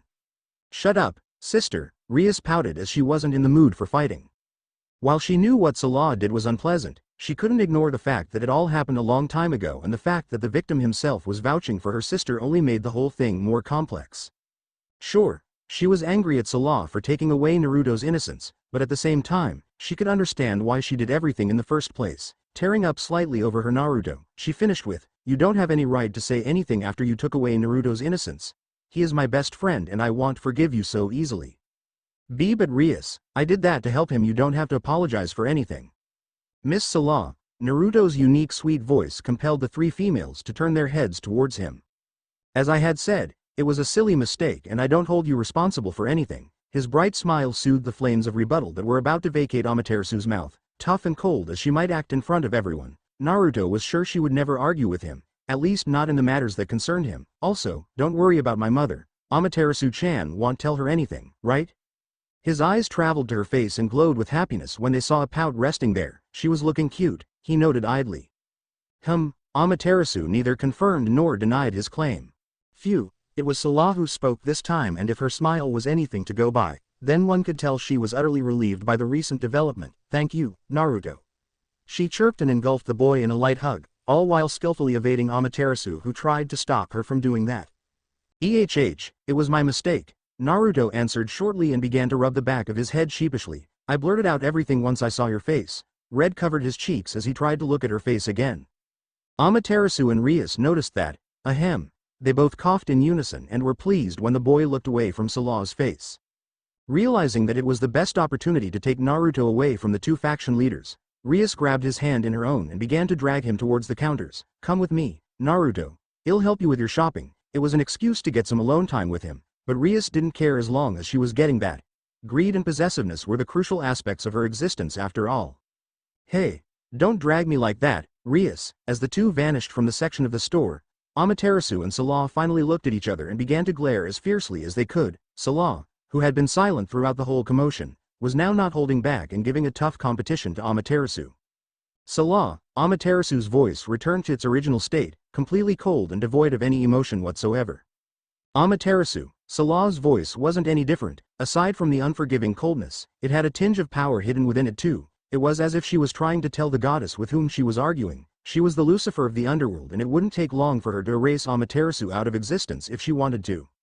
Keep your hands to yourself and stay away from him, he is mine. I brought him and his parents to this world, they are my family. Amaterasu's intimidation might have silenced her in front of Naruto, but he was nowhere to be seen now. Without him being there, Salah could be her true self, one who hardly feared anyone. Peef, I'll do whatever I want, Amaterasu, if Naruto wants to, I'll let him play with my breasts again. The ground beneath her cracked as Amaterasu began to radiate an ominous shroud of power. For others, it might have been intimidating, but for Salah, it was nothing more than a trivial show of power, one that could hardly affect her anymore. She had experienced worse during that infamous war. You may be a little more powerful than me, Salah, but remember, I can still take you down with me. Now Salah tensed a little. Is she thinking what I am thinking she's thinking? She thought to herself in concern. But I won't do that right now, Naruto is still in the building. The sheer apathy in Amaterasu's voice took Salah off guard. The hell? You're only worried about Naruto getting hurt during our fight. She almost yelled at the goddess. Yes, he is the only one I care about, others can die for all I want. Salah was sweating bullets now. She might have been a brave leader a few seconds ago, but after hearing the impassive words of Amaterasu, something changed inside her mind. Now even she was getting a little scared of the goddess. That's not how you should work, Amaterasu. As a goddess, I think it's your duty to worry about everyone. The leader of the underworld was surprised yet again when Amaterasu scoffed at her statement. Don't dictate how I should act, Salah. I know my duties really well and I don't need anyone to tell me what I should and shouldn't do, especially not a sexual predator. Her words had the desired effect on Salah as she began to fume lightly in anger. It was working. Amaterasu noticed and smiled when her fellow leader began to mutter curses at her. They were insignificant, but that anger wasn't, as it was amazing to see her wither in it. Bitch, Amaterasu smirked. Oh, that you are, Salah, a bitch in heat who targets young children and forces them to drink her milk. Salah was practically shaking in anger now. How dare you, Amaterasu? Do you even know what you are saying? Didn't Naruto just say it was all a big misunderstanding? An unimaginable amount of anger was surging through her veins, begging her to beat down the goddess in front of her, but still, she kept her calm, just for the sake of her sister and Naruto. PFF'd, sure, misunderstanding, try to explain it to Kushina-san when I tell her what heinous things have you done to her son, I am sure she will love it. Salah stiffened, you wouldn't do that, you can't do that, please don't do that. The anger from before turned into fear as she tried to argue with the stubborn goddess. Naruto told you not to do that, Amaterasu. Her mind recalled the promise between the boy and the goddess. That he did, but I didn't say I want, I just hummed at him. But that counts as yes, right? Aquamarine eyes twitched slightly with annoyance dancing within them. Answer me clearly, Amaterasu, don't hum at me, Salah groaned. Ooh. While the two leaders were arguing with each other in the corner of the shop, Naruto and Rias, on the other hand, were wandering around the shop aimlessly, counters after counters. They were touring every part of the shop, aspiring to find something that could excite their prying eyes. Nothing here too, Naruto, it's just cereal. Rias groaned in annoyance as they were yet again met with nothing but disappointment. Seriously, was there not a single item worth purchasing in this enormous store? In the past, she had visited many stores similar to this with her sister, and every time, she was able to find something cool for herself, but now, when she wanted to buy something cool for Naruto, she couldn't find anything. It's okay, Rias, I don't need anything. Naruto knew his friend was having a hard time, so he tried to reassure her. We should buy the groceries first. He motioned her to move along, but the girl refused to follow him. No, I want to buy something for you, Naruto, and unless I do that, I won't leave this store. A sigh left his lips. Fine, but can we please buy the groceries first? He asked her, too tired to argue back at all. Rias nodded her head, her eyes still trying to find something cool on the shelves. Okay, but I am telling you, I won't leave this store without buying something nice for you, Naruto. Okay, Rias. With that said, the two began to march towards the adjacent section of the store where countless fresh vegetables and fruits were lined up in a perfectly organized manner. Tomatoes. Rias began to salivate at the mere glimpse of her favorite fruit. It was amazing, and being covered in red only made it more incredible in her eyes. We don't need them. Naruto's voice brought her back to her senses. Oh, come on, Naruto, just one. She groaned and gave him her best puppy eyes look. but the boy just shrugged her cuteness attack off and began to walk towards the other side of the section where vegetables were placed. Hey, don't ignore me like that, idiot. Her shout had no effect on him as he continued to walk away from her. Fine, if you don't want to buy tomatoes then don't, but at least don't ignore me like that. Naruto. Rias was walking beside the boy in a blink of an eye and was glaring at him with an adorable pout on her face. Shish, let me focus on the vegetables, Rias. The audacity of this idiot. Here she was, the princess of the underworld, following him like a lost puppy, and he dared to ignore her like that. Unacceptable, it was unacceptable, he needed to be punished, and what's a better punishment than teasing him about that incident? Hee. A wicked smirk flickered on her lips as she stared at her friend, who was cherry-picking the vegetables from the counter. I see, are you going to buy milk too, Naruto? Or are you going to suck it directly from my sister's boobs? Her smirk widened when the boy abruptly stopped his actions and froze in his place. It was hilarious. What? Eyes wide as saucers, Naruto could only stutter out a single word. Rias looked away from him, feigning anger in order to make her act look more genuine. If she wanted to punish him, then she needed to give her best, as her friend was very good at picking up lies on her face. Don't act so surprised, Naruto. I haven't forgotten what just happened there with Amaterasu and my sister. I am still angry about it, especially with you. How could you do that to my sister, Naruto?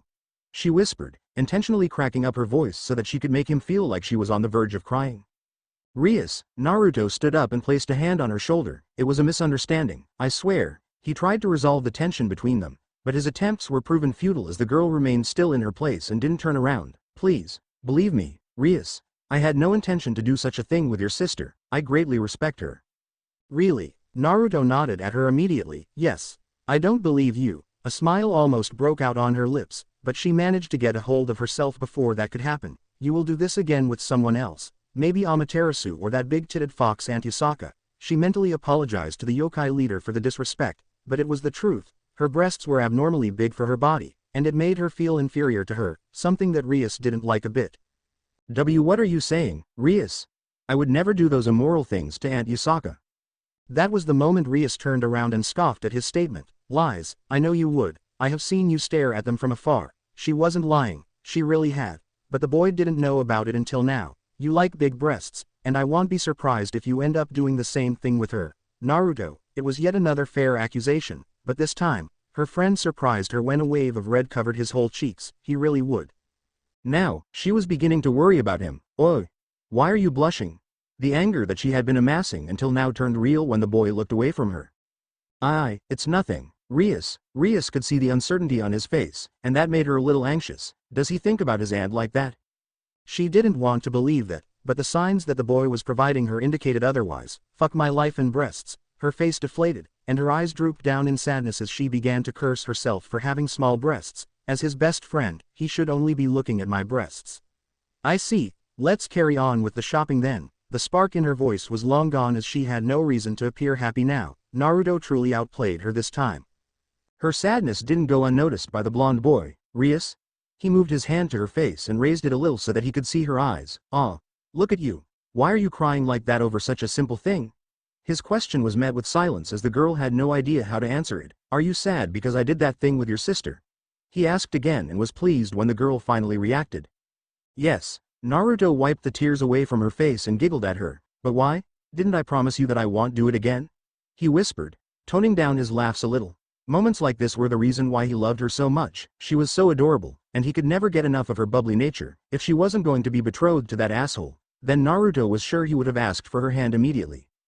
Yes, you did, Rias whispered, her voice still as fragile as a bird chirp, but you will break your promise. I know that. You can't resist big breasts. Her lips quivered with sadness, but before she could fall deeper into the ominous veil, Naruto grabbed her and hauled her out of it by flashing her that beautiful smile. I promise. And what makes you think I like people on the basis of their bust size? It was a genuine question, one that Naruto had been waiting to ask her for a long time but couldn't due to some reason. Now that Rias thought about it, she didn't really have any substantial evidence to prove her theory valid aside from the fact that, except for Kushina-san, every woman in Naruto's life had huge breasts.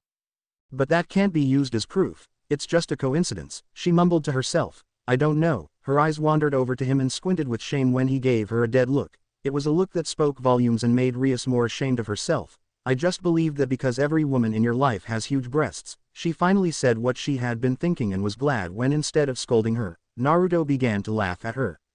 My mother. Rias interrupted her. I meant the women you can potentially fall in love with. A tinge of red appeared on her cheeks as she tried to remain calm in front of him. It was hard, she had to admit that, especially when she was standing so close to him. Ah, Naruto finally understood everything. But why are you worried about my love life? He asked her, inching a little closer to her face so that he could see the emotions there clearly. I am not worried about anything. If it was any other day, then Naruto would have ignored the stuttering, but today, he was a little more mindful of her emotions and instantly saw something unusual on her face. Don't tell me that you were in love with me, Rias. It was a joke, one that he just made up to tease his friend, but when the color on her cheeks darkened, and she began to stutter harder, Naruto gulped loudly. Rias, he whispered in hope that she would answer but she didn't. Speak something, he urged her again, but she didn't react.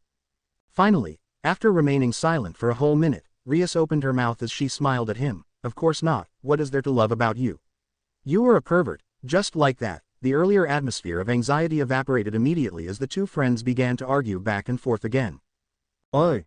I am a very cool guy who likes big boobs and loves to suck milk out of them. The smirk on Ria's face was cruel, and Naruto couldn't help but be scared of it. For the 1000th time, I don't have a fetish for sucking on a stranger's breasts. Then, what about people like me? Would you suck on my breasts too once they get bigger, pervert?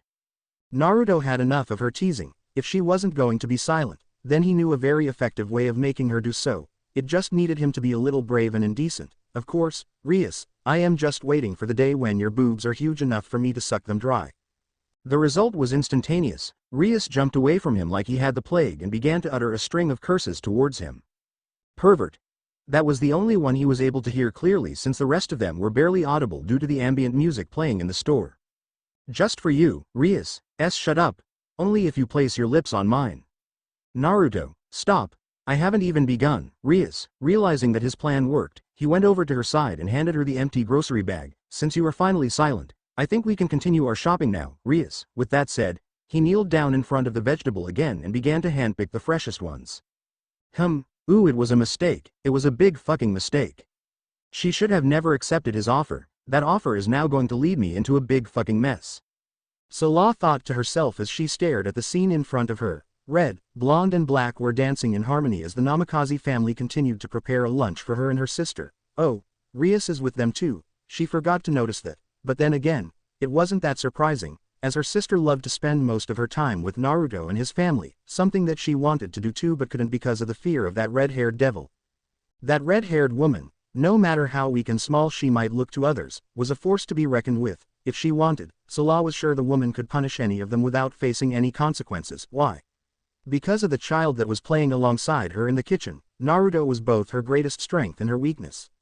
It was only because of him. Kushina could do anything to Amaterasu and still remain alive to tell the tale.